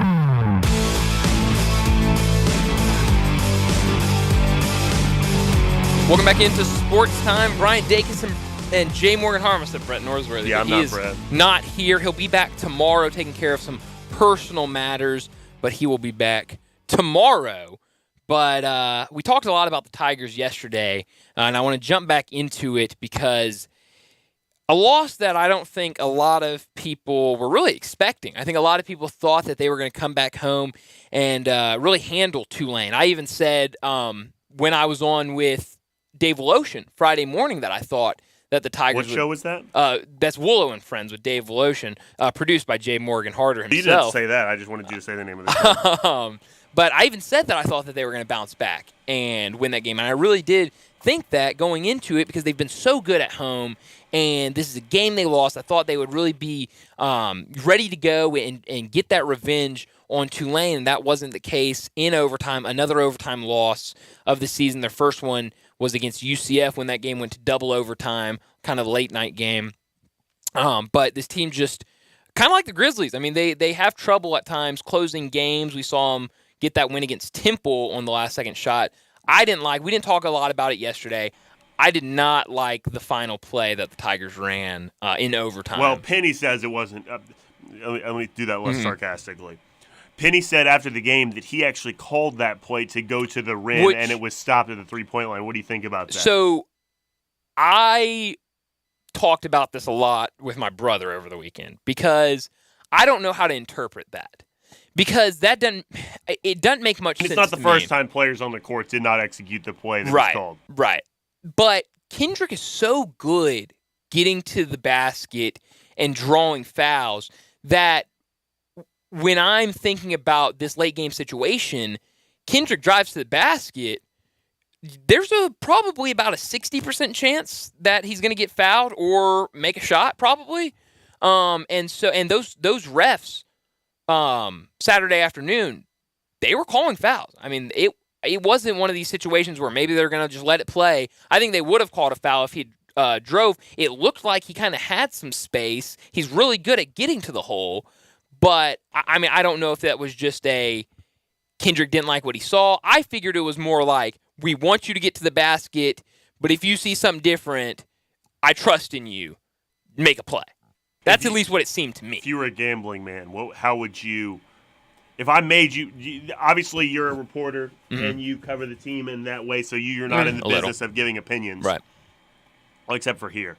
But if I put your – high hard one. Okay. If I put your feet to the fire and made you say – take a guess what you think happened in that last situation, would you say Penny probably called a play to the basket, Kendrick stopped? Would you say that it was more ambiguous than that? What would you say?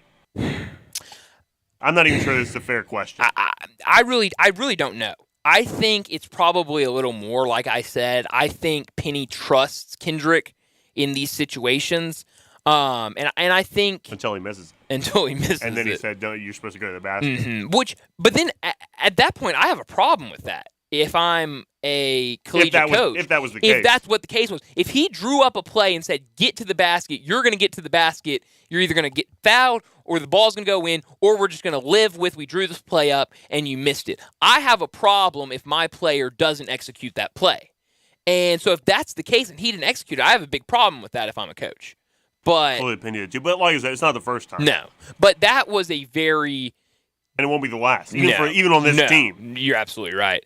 But that was... It seemed like a very different execution, at least, of the play on Saturday than the last-second play against Temple earlier in the season. Now, obviously, the biggest difference was that one went in and one did not go in. What about UCF?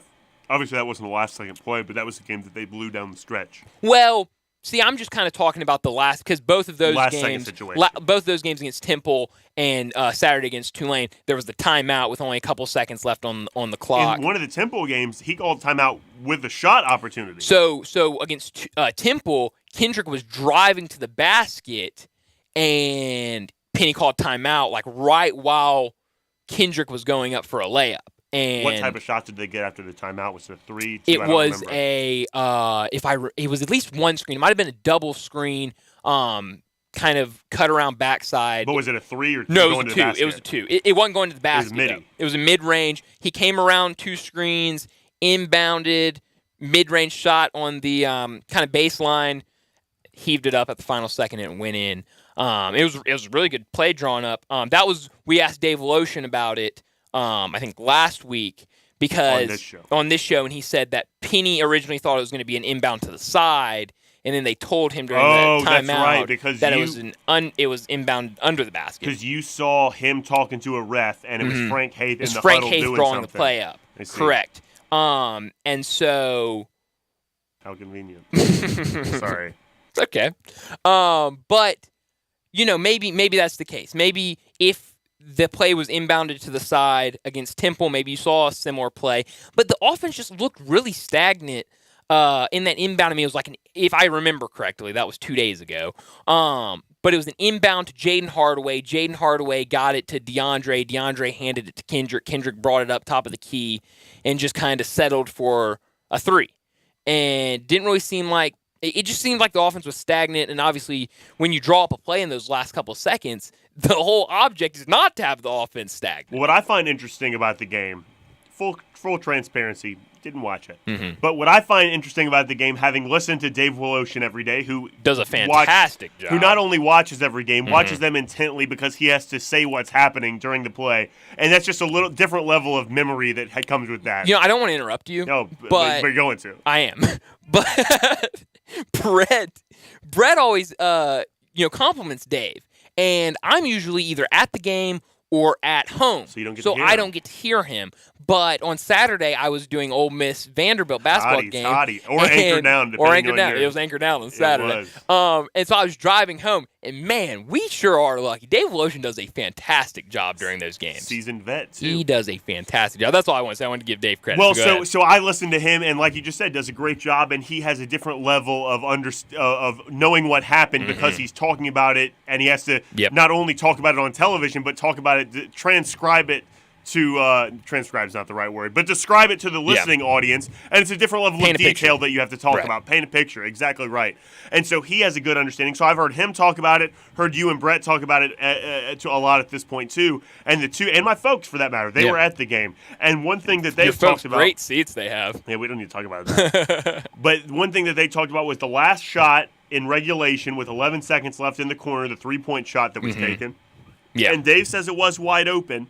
And how, if they had called a timeout, the Tigers, according to Synergy Sports, 40% of the time after timeout plays, not just at the end of the game, they score. They shoot like 46% in those plays. Now, so you think about that last shot, man, he's 4 of 6. He was wide open. But ATOs, their 40% success rate.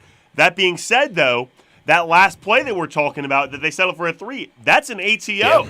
and it wasn't successful. And it didn't cost them at the end of the game, but there's a lot of what-ifs being thrown around in that regard. Not sure it would have gone any differently if that ATO had been at the end of regulation. Yeah. That open three might be the best shot you're going to get. No, you're absolutely right. That's what I said to my folks when they came. I was like, they took a shot too early. You got to stay for the last shot. It's like, well, I didn't see the game. You guys were watching it. If it's wide open, it's a three. And now I learned after the fact this guy's 4 of 6.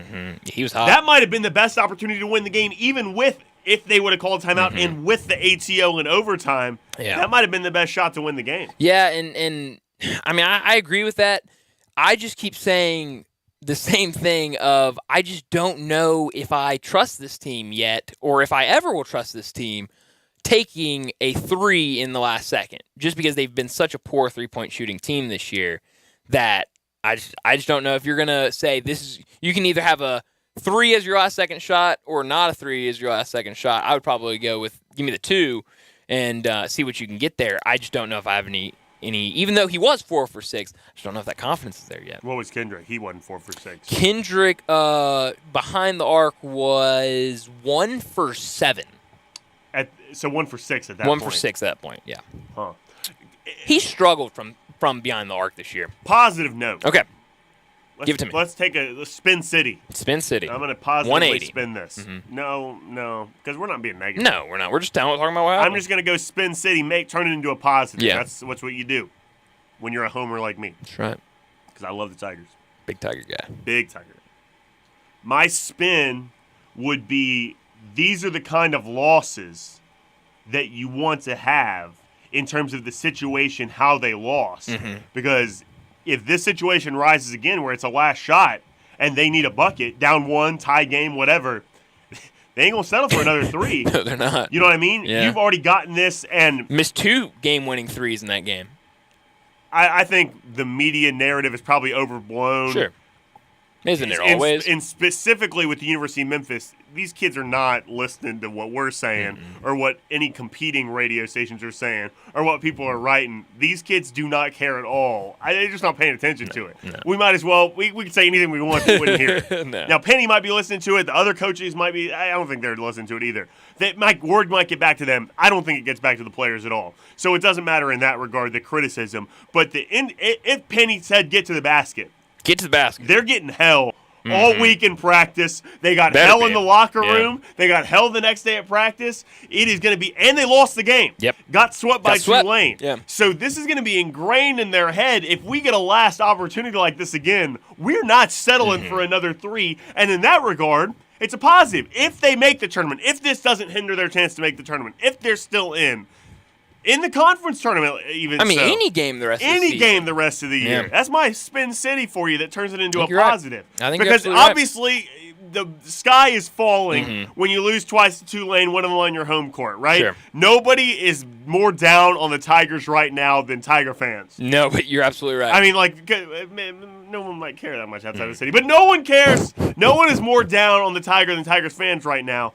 And I think in that regard, that's a positive thing. This sort of situation, if this situation, you want it to happen now and not in a game if you lose, you go home. Your thoughts, Brian? Can I give a Spin City? Oh, it's a positive Spin City? It's positive Spin City. I like this is a new segment. Spin City. Spin City. I like it.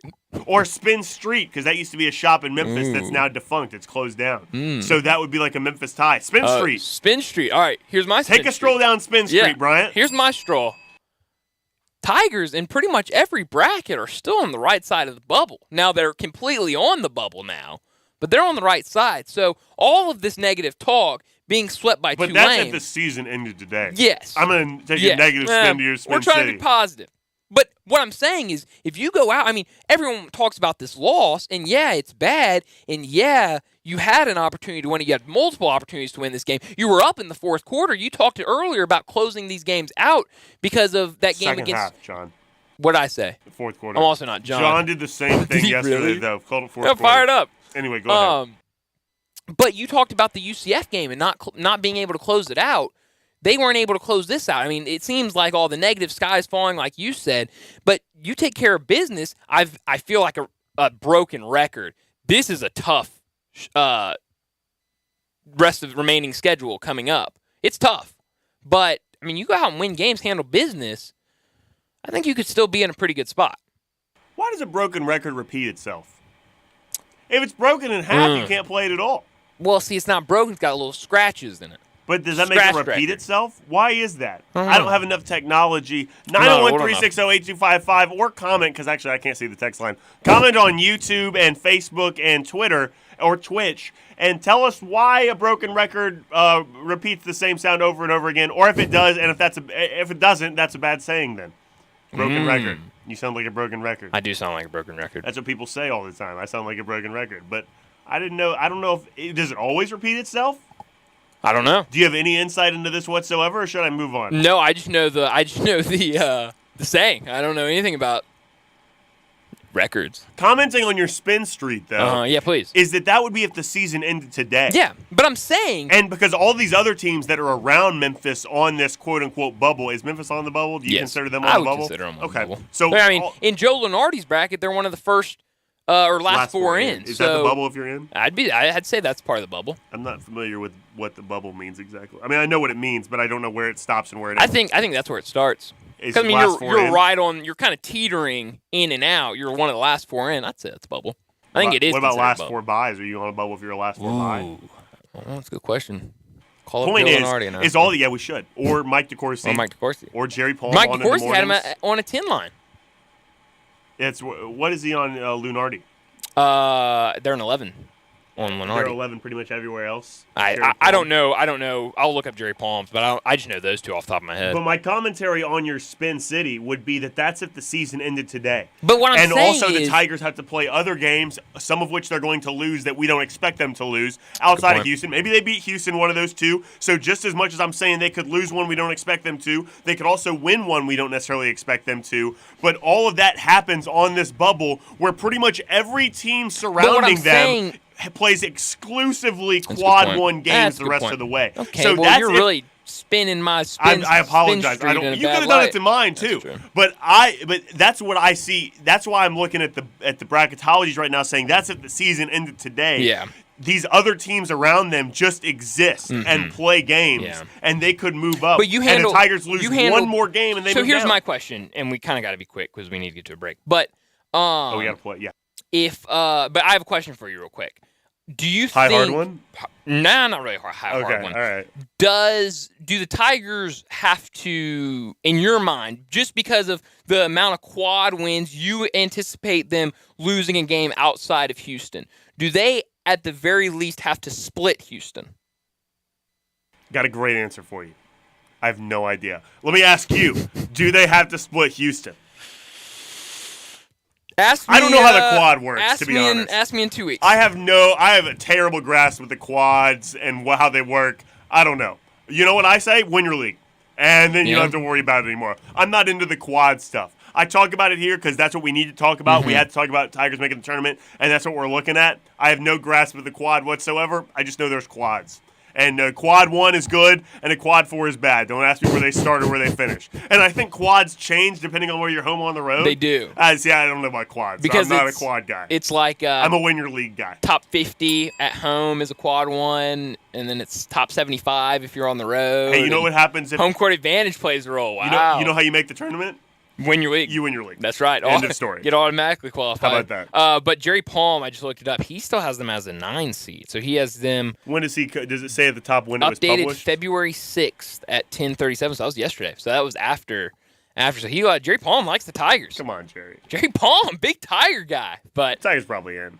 American's a too big league, and it's not going to be Tulane or Cincinnati. It'd be hard for them to be a 1 league. But I mean, if Memphis loses, that would be crazy if it's a 1 bid league and your the one team is leaving. Going to Big 12, which is it's over. The best conference in college basketball right now. Doomsday scenario. Next year, Big 12, that's a scary basketball conference. 10-team league, 10 bid league. Really? It's a 12-team league, 13-team league, 14-team league, 14, 10 bid league.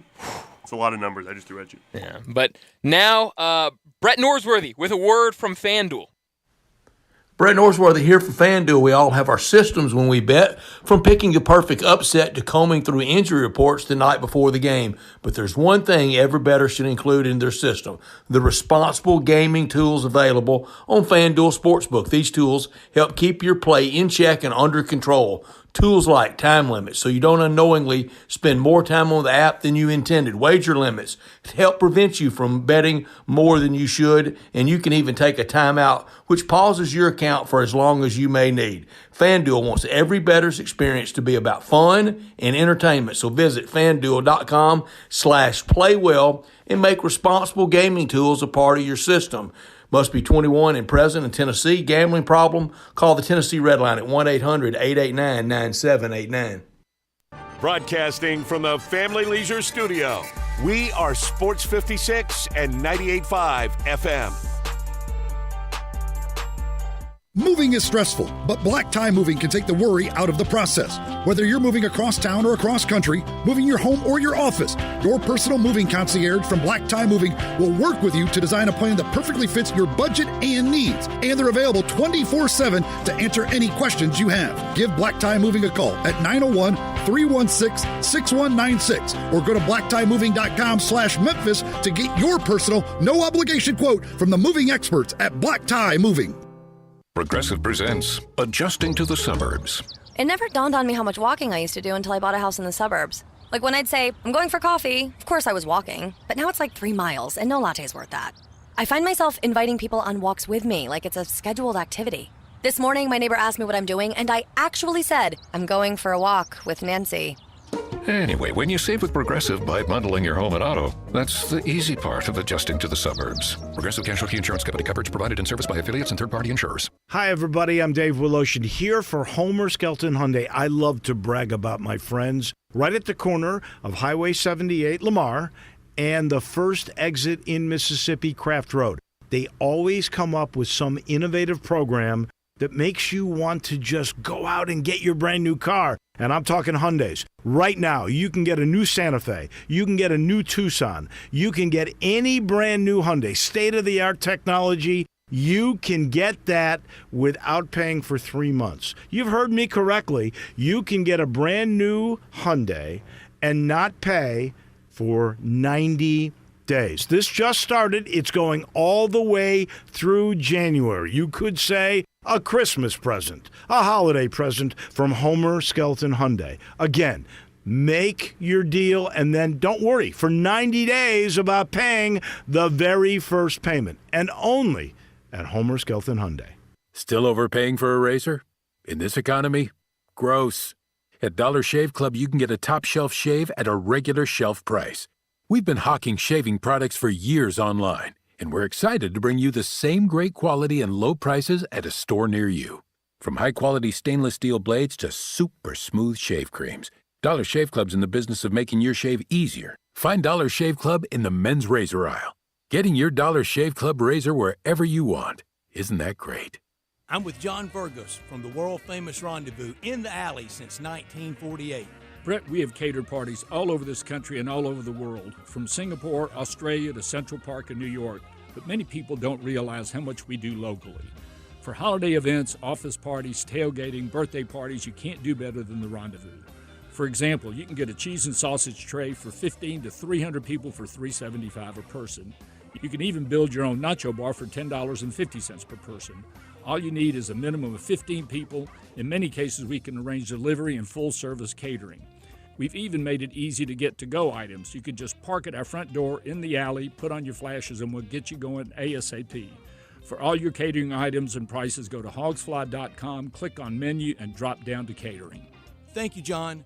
The Rendezvous, Mr. Charlie Burgos' Rendezvous in the Alley since 1948 and celebrating its 75th year. I'm Gary York. I'm the service director at Lexus of Memphis. Our service department wants to be more than just a place where you get your oil changed. We do glass repair, windshield replacement, recalibration of your camera and sonar systems, even wheel repair, tire replacement, all the things you would expect from a luxury automotive dealer. Please check out our website. You can schedule your appointment, check out our specials, hours of operation, or if you'd like to do it in person, please reach out to one of our associates at 901-271-5199. Now back to Sports Time on Sports 56 and 98.5 FM. Here once again are Brett Norsworthy and Bryant Dacus.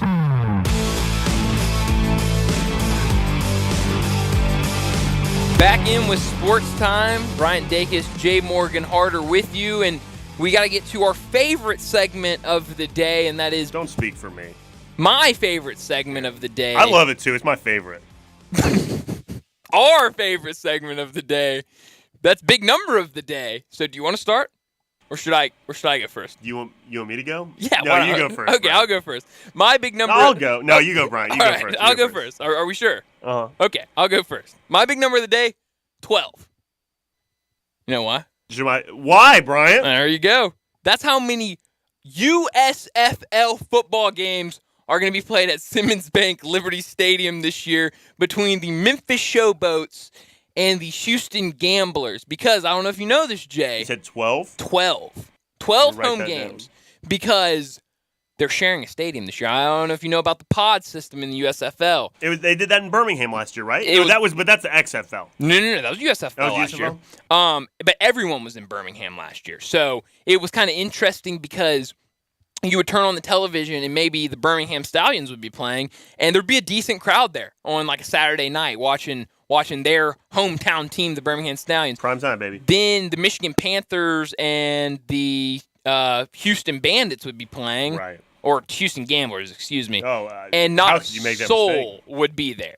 So now they're trying multiple pods. So in Memphis, it's going to be the Memphis Showboats and the Houston Gamblers, and there will be six home games for each team, all played in the Liberty Bowl. I am going to go out and say it. I will be a fan of both teams, the Memphis Showboats and the Houston Gamblers, because if they're playing in a stadium in our city, then why not support them?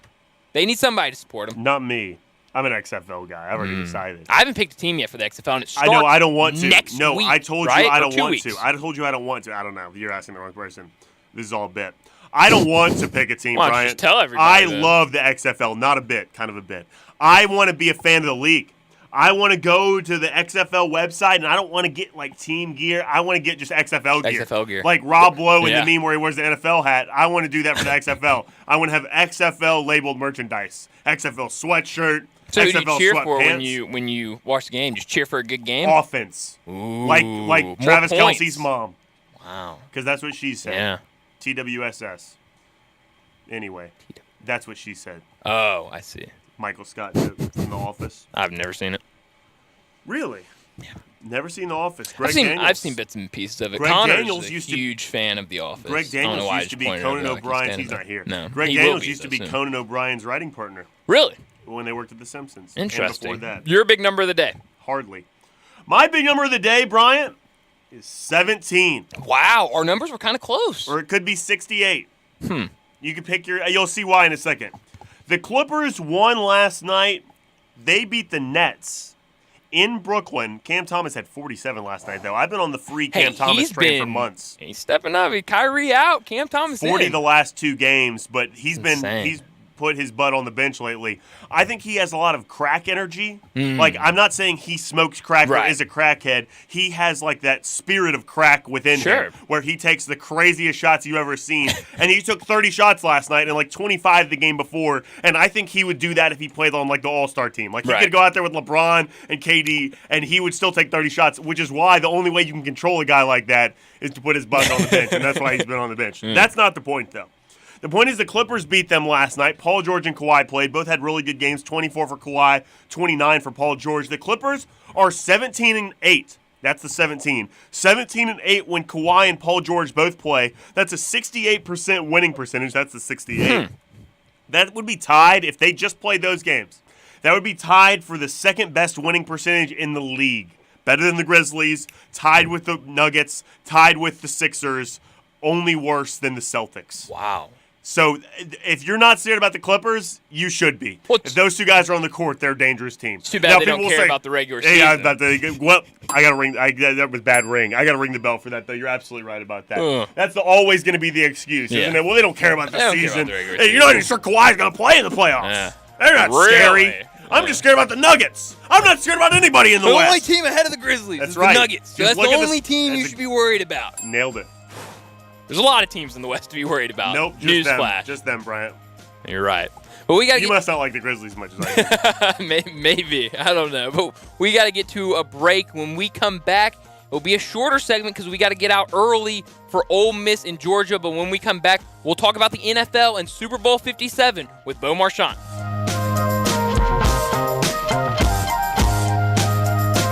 I know the sweetest thing in Memphis, and I know it's been around for 120 years. You know, I'm talking about Dinstall's, and it's time to stock up heavy on Cashew Crunch, Heavenly Crunch, Turtlettes, all of your favorite Dinstall's treats to watch the playoff games and to watch all the basketball. It's so easy to get. The sweetest thing in Memphis, all you have to do is head to Laurelwood or head to Germantown and Poplar right across from the hospital, or go where they make the candies. That's on Pleasant View. There's nothing that says Memphis better than Cashew Crunch with that little tinge of coconut, or the Turtlettes. Let's face it, there's nothing better than Dinstall's chocolate.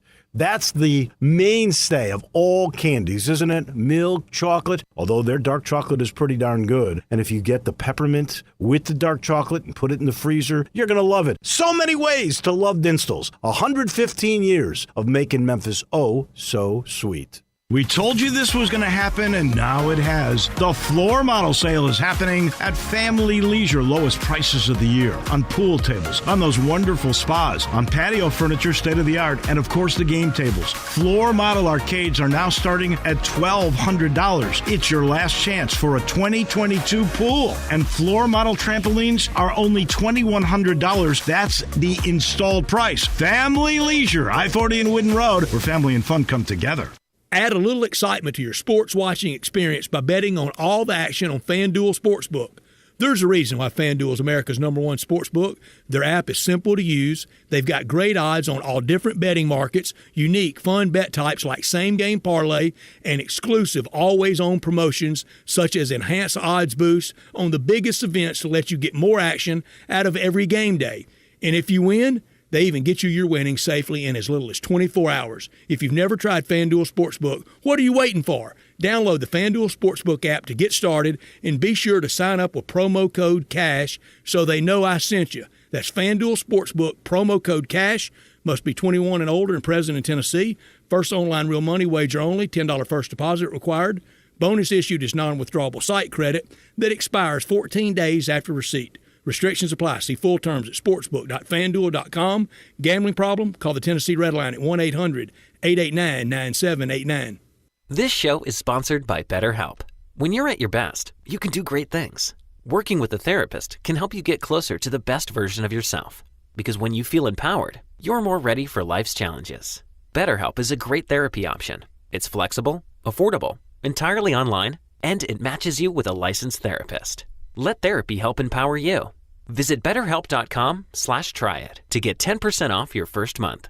That's BetterHelp.com/tryit. Did you know nearly 40% of men under 40 and over 75% of men over the age of 40 experience sexual performance concerns? At the Memphis Men's Clinic, their experienced physician performs a comprehensive evaluation that determines which specific issues may interfere with your sexual performance. These issues can vary and range from anxiety to medical issues, low testosterone, or erectile dysfunction. The Memphis Men's Clinic has evaluated hundreds of men of all ages over the years and reestablished a normal sexual life. The Memphis Men's Clinic will work aggressively to resolve issues and allow you to restore your sexual health and overall well-being. That's the Memphis way. If you're 20 years old or 90 years old, come and get cared for the Memphis way. Treatment that's based on your specific needs after a professional clinical evaluation by their experienced board-certified physician. Call the Memphis Men's Clinic today at 901-443-0475 or visit memphismensclinic.com. Do you know one of the best things you can do for your employees or family's health? Provide Arctic Clear bottled water. Arctic Clear bottled water is your locally owned and operated bottled water provider. Arctic Clear is 100% natural spring water with free delivery and setup, dependable service, and no long-term contracts. What an easy choice. Call Jeff Manus today, 901-382-2363, or visit arctic-clear.com. Arctic Clear bottled water. Call now, 382-2363. That's 382-2363. We are Sports 56, WHBQ Memphis, and W253DF Memphis. Flynn Broadcasting Stations. Oh, yeah. Now back to Sports Time on Sports 56 and 98.5 FM. This hour is brought to you by DeSoto Auto Sales. Here are your hosts, Brett Stats Norsworthy and Bryant Dacus.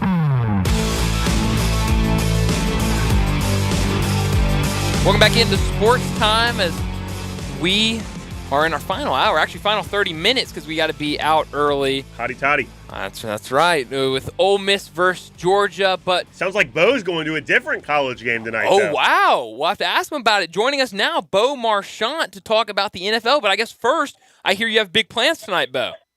I'm in downtown Pittsburgh. I'm getting ready to go see the Avalanche and the Penguins.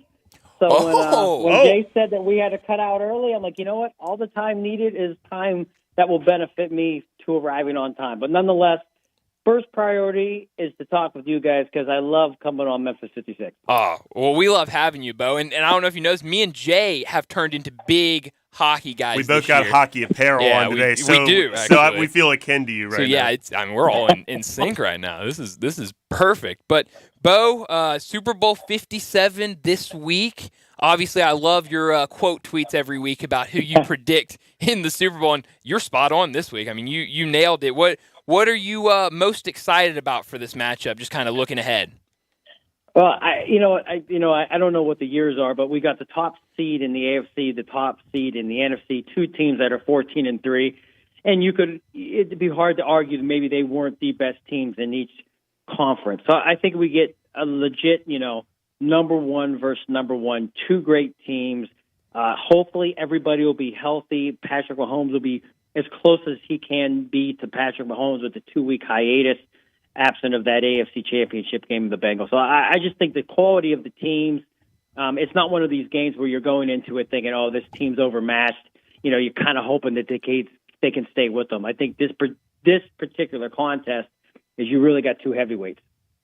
I don't know if you've heard this, Bo. I don't know if no one's talked about it yet, but the Kelsey brothers, I've heard, are the first two brothers to ever play against each other in the Super Bowl. Kind of put into words what you feel, what do you think about that? That's a huge accomplishment. Kind of what do you make of that situation in and of itself? I know it's kind of an outlier to the game.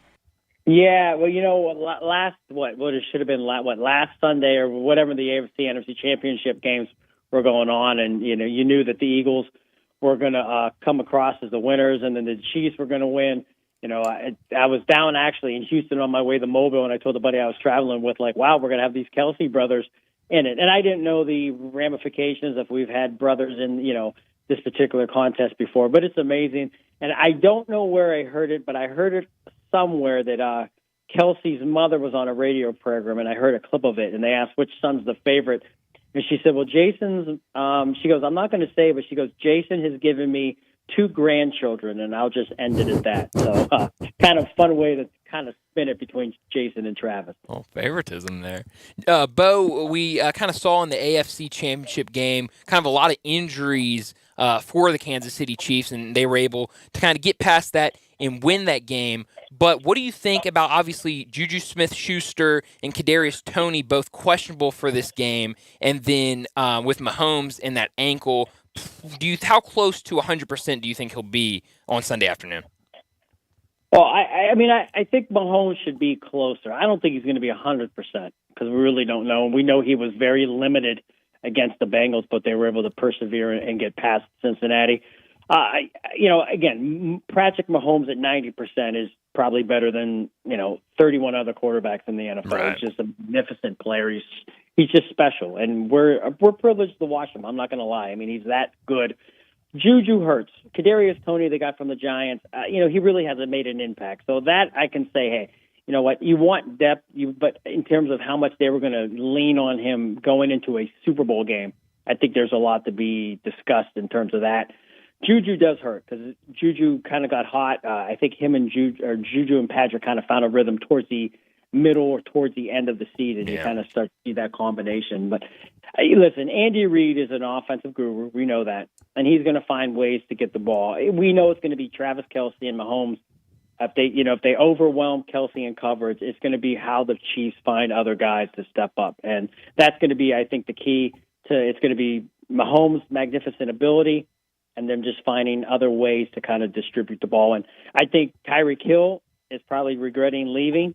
And I think when you look, especially last week when you saw the depleted Chiefs offense, I kept thinking to myself, I know they got, the running back who wears 10, but the real 10 and Hill, if they had him, you wouldn't be so, hesitant to say, hey, what are the Chiefs going to do offensively? If you have 10 and you got 87 and Kelsey, I think you can sleep pretty sure every night that things will go your way. Feel like Giants fans are probably cheering against Kadarius Toney in this game in that regard. We want to get your pick for the Super Bowl at some point, but before we do that, I would kind of take us away from the Super Bowl with the Sean Payton news going to Denver and the Broncos, and the quote that's going around that he said yesterday about Russell Wilson's support staff and his QB coach says, quote, "I'm not too familiar with that. That's foreign to me. That's not going to take place here. I'm just unfamiliar with that. Our staff will be here. Our players will be here, and that'll be it." End of quote there. What do you make of him kind of putting down the law on day one with Russell Wilson? Are they going to butt heads on day one? I don't think so. And this is what I've come to learn over the years. And I don't want to get too sidetracked because I know we're limited on time. But if you ask a coach any critical play that's kind of controversial, they have not seen it. But if you ask coach any other play during a game, they can actually tell you every single guy on both sides of the ball, 22 players, exactly what they were doing.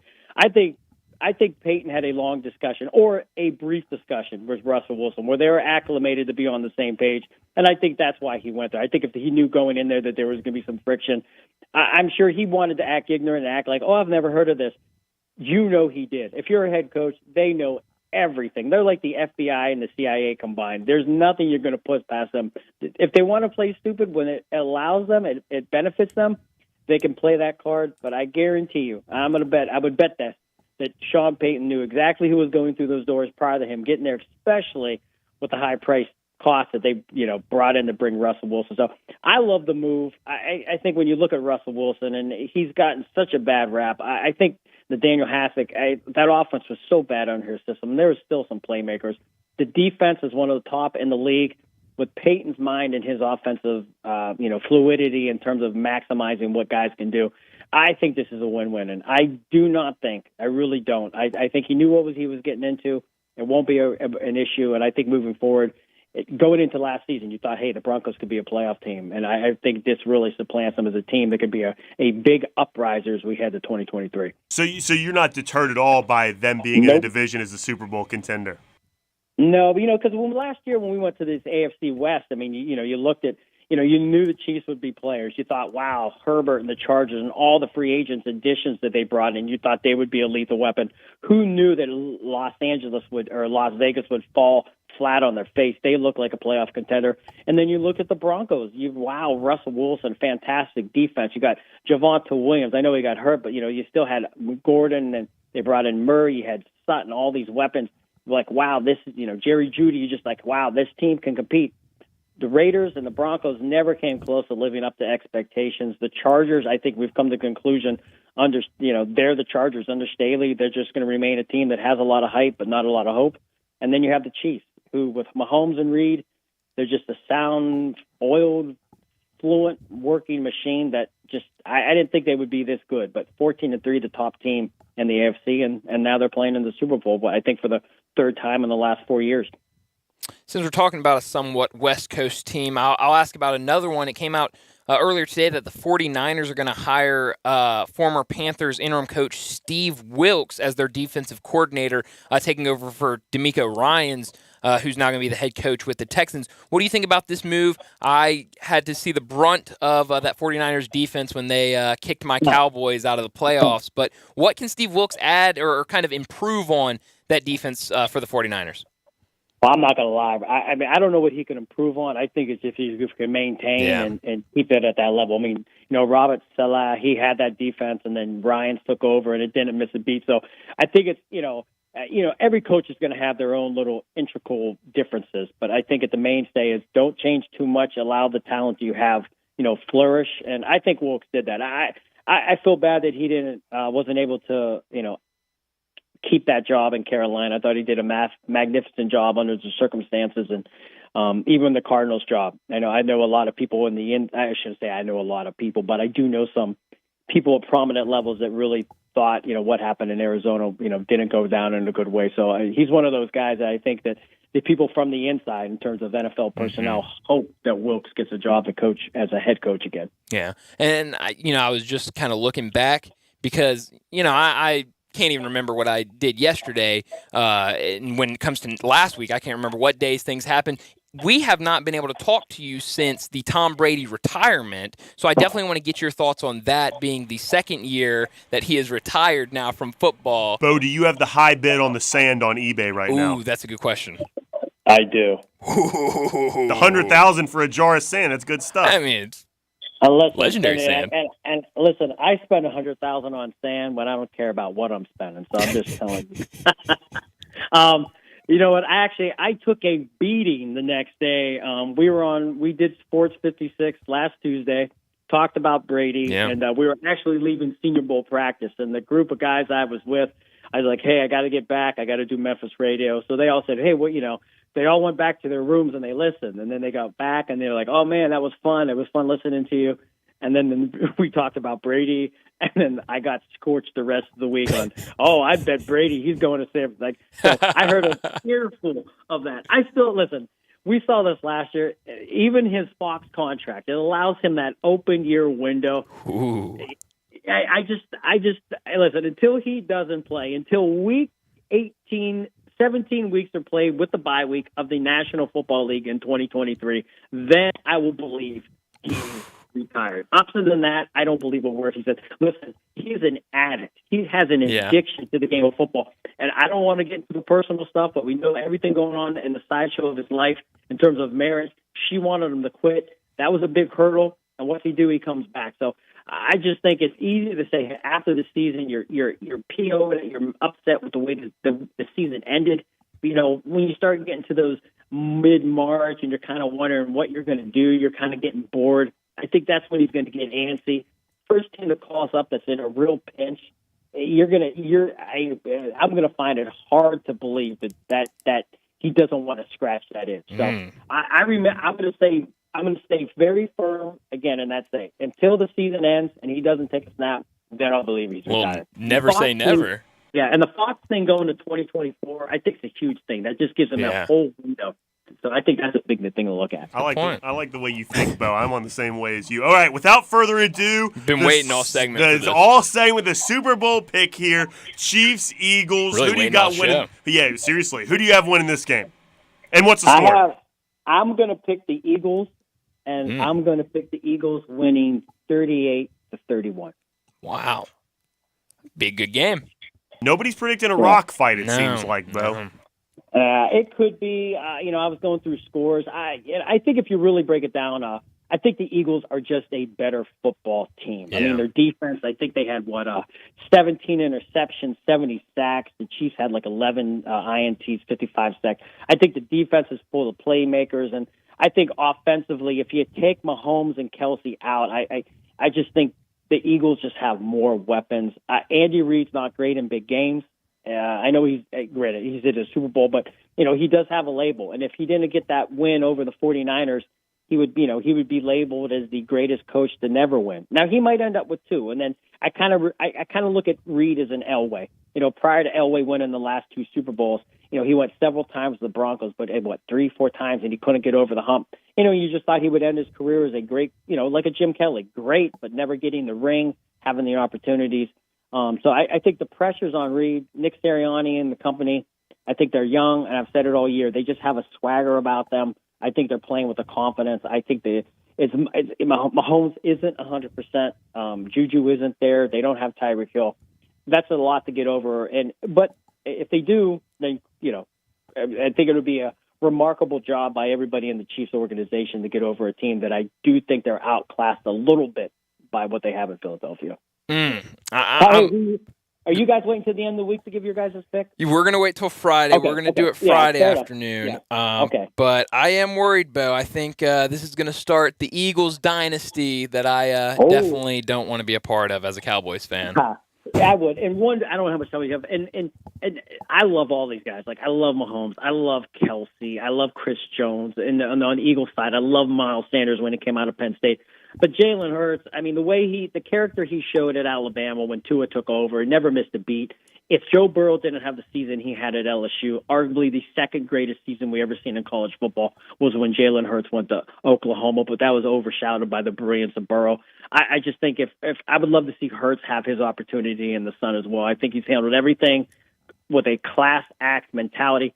Same again as Patrick Mahomes, but I can tell you this much. I picked the Eagles, but if we do the show next Tuesday and the Chiefs win 55-0, I really, really love both these football teams. So it's going to be hard for me. I'm going to watch. I guess I'm Mrs. Kelsey. I love Jason and Emma Trump. So cheering for offense. It's a bittersweet ending for me to see either one of these teams lose. Yeah, it should be a good one. But how many grandchildren did Travis or Jason give you? Ooh. Point. None so far, I guess. That's a good point.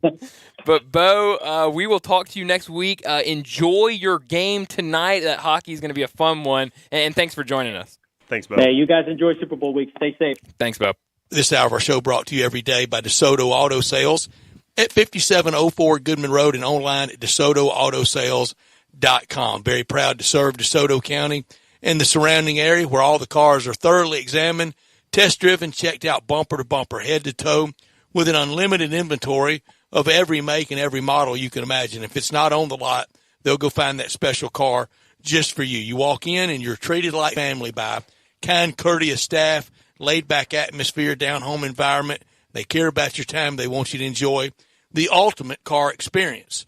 You walk in within 45 minutes or less, test drive that car, credit approved, paperwork completed, and you're out of there. That's the guarantee, the 45-minute or less guarantee for the ultimate car experience, because they know we live in a world today where time really matters, and that's why they have it so simplified and so streamlined at DeSoto Auto Sales at 5704 Goodman Road or online at DeSotoAutoSales.com. Come on down to DeSoto County for that town and country experience at DeSoto Auto Sales.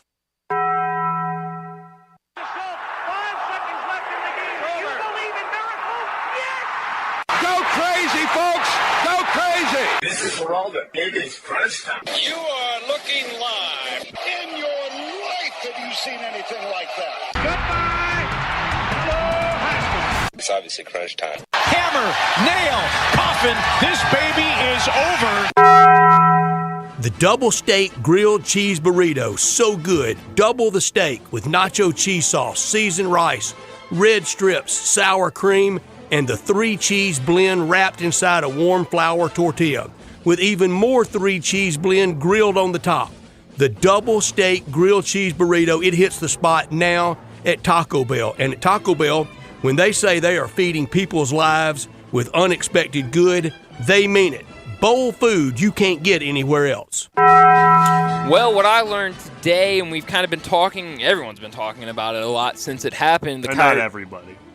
A lot of people have. Yeah, sports fans. Sports fans, yeah, sure. I mean, there's some people who don't like sports, Brian. Okay. That was immaculately produced by me, though. Getting out with Bo, sure playing was. the ad. I mean, I didn't not to pat myself on the I back. don't want to let you toot your own but horn I'm or ring doing your a own great bell. job over Very here. talented. All right, go ahead, talented Brian. guy. But back to what I was saying before you rudely interrupted I interrupted me. you. Sorry, I owed you one. You did. Kyrie Irving talked to the media for the first time since becoming a Dallas Maverick.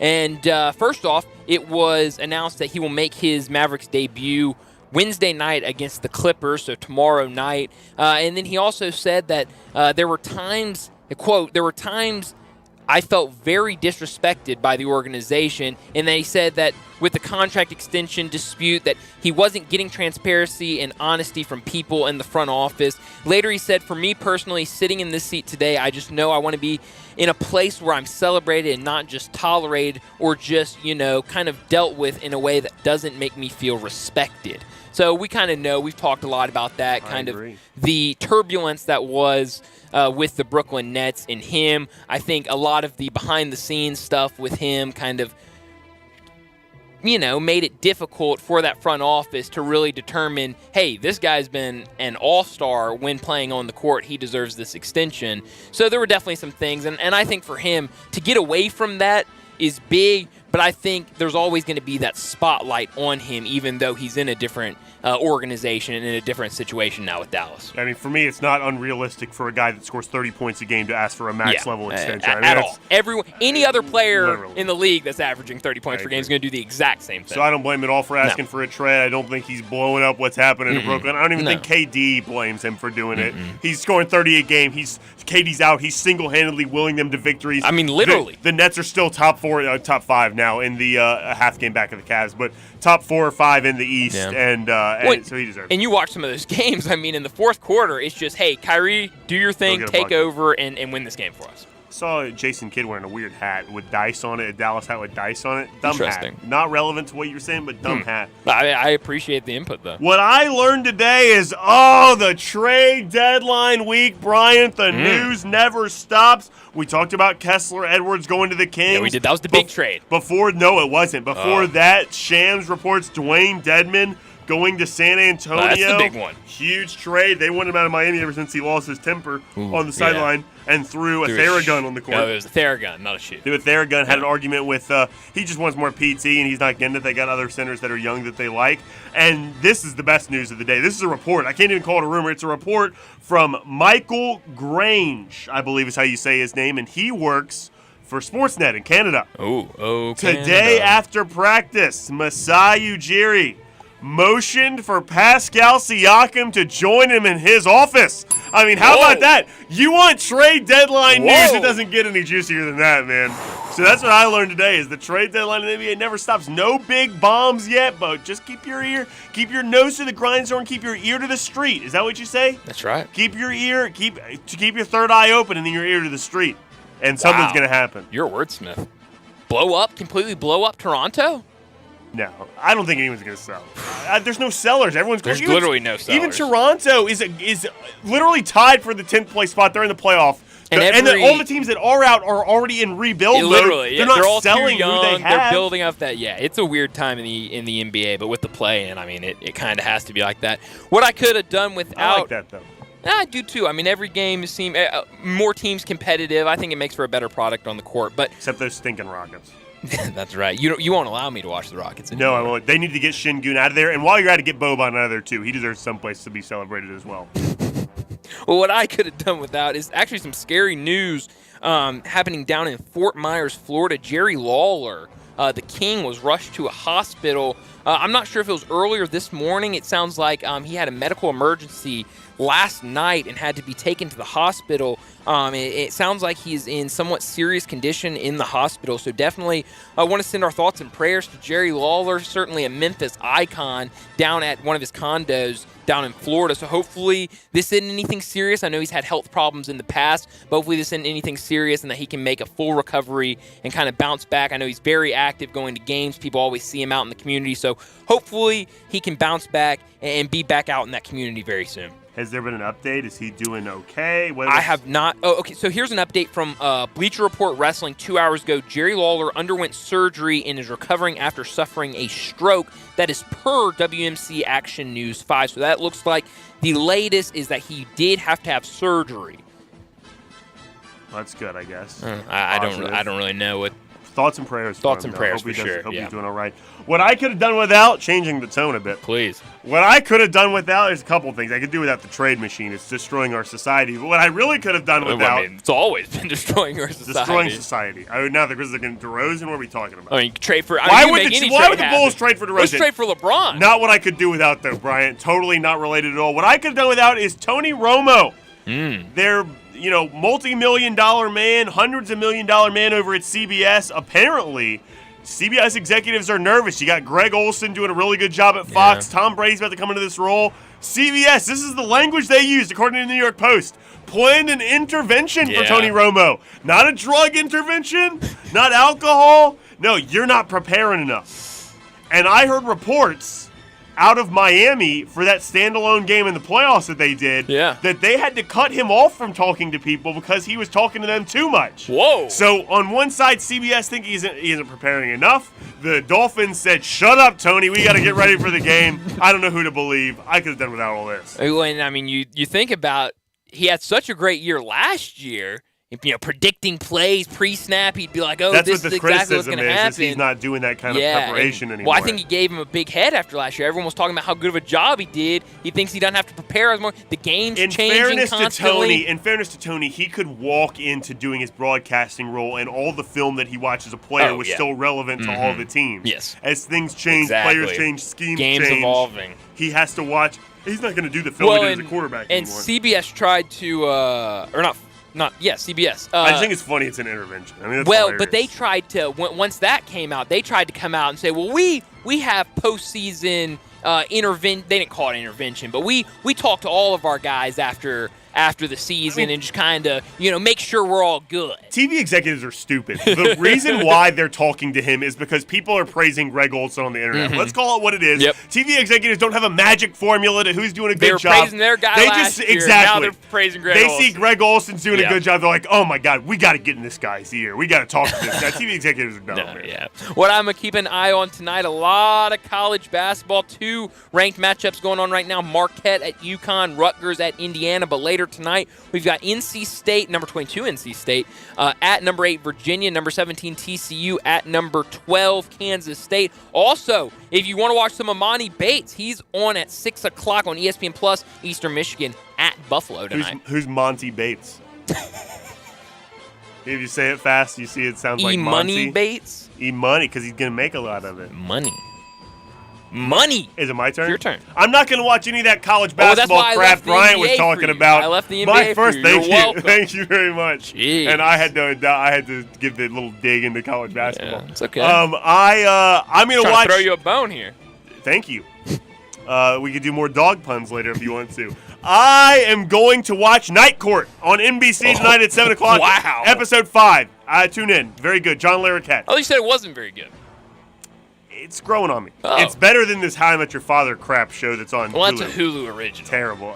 Watch Night Court tonight, 7 o'clock on NBC. Interesting. I also am going to watch the T-Wolves and Nuggets. I have the under 235.5 in that game. I'm going to watch the Thunder and Lakers. The Lakers just said... Already dropped down to 233. The Lakers just said that LeBron is questionable for tonight, and I had the Thunder plus 7.5 in that game, so I'm going to watch that. It's already gone down to 6. And last but not least, so I'm on the right side of both of those, and last but not least, I have a same-game parlay. I call it Taco Tuesday, and I've got a same-game parlay in the game for the Knicks and Magic. I think Brunson scores 20-plus points. I think Julius Randle scores 4.5 assists, and I think that Quentin Grimes has 1 or more three-pointers made.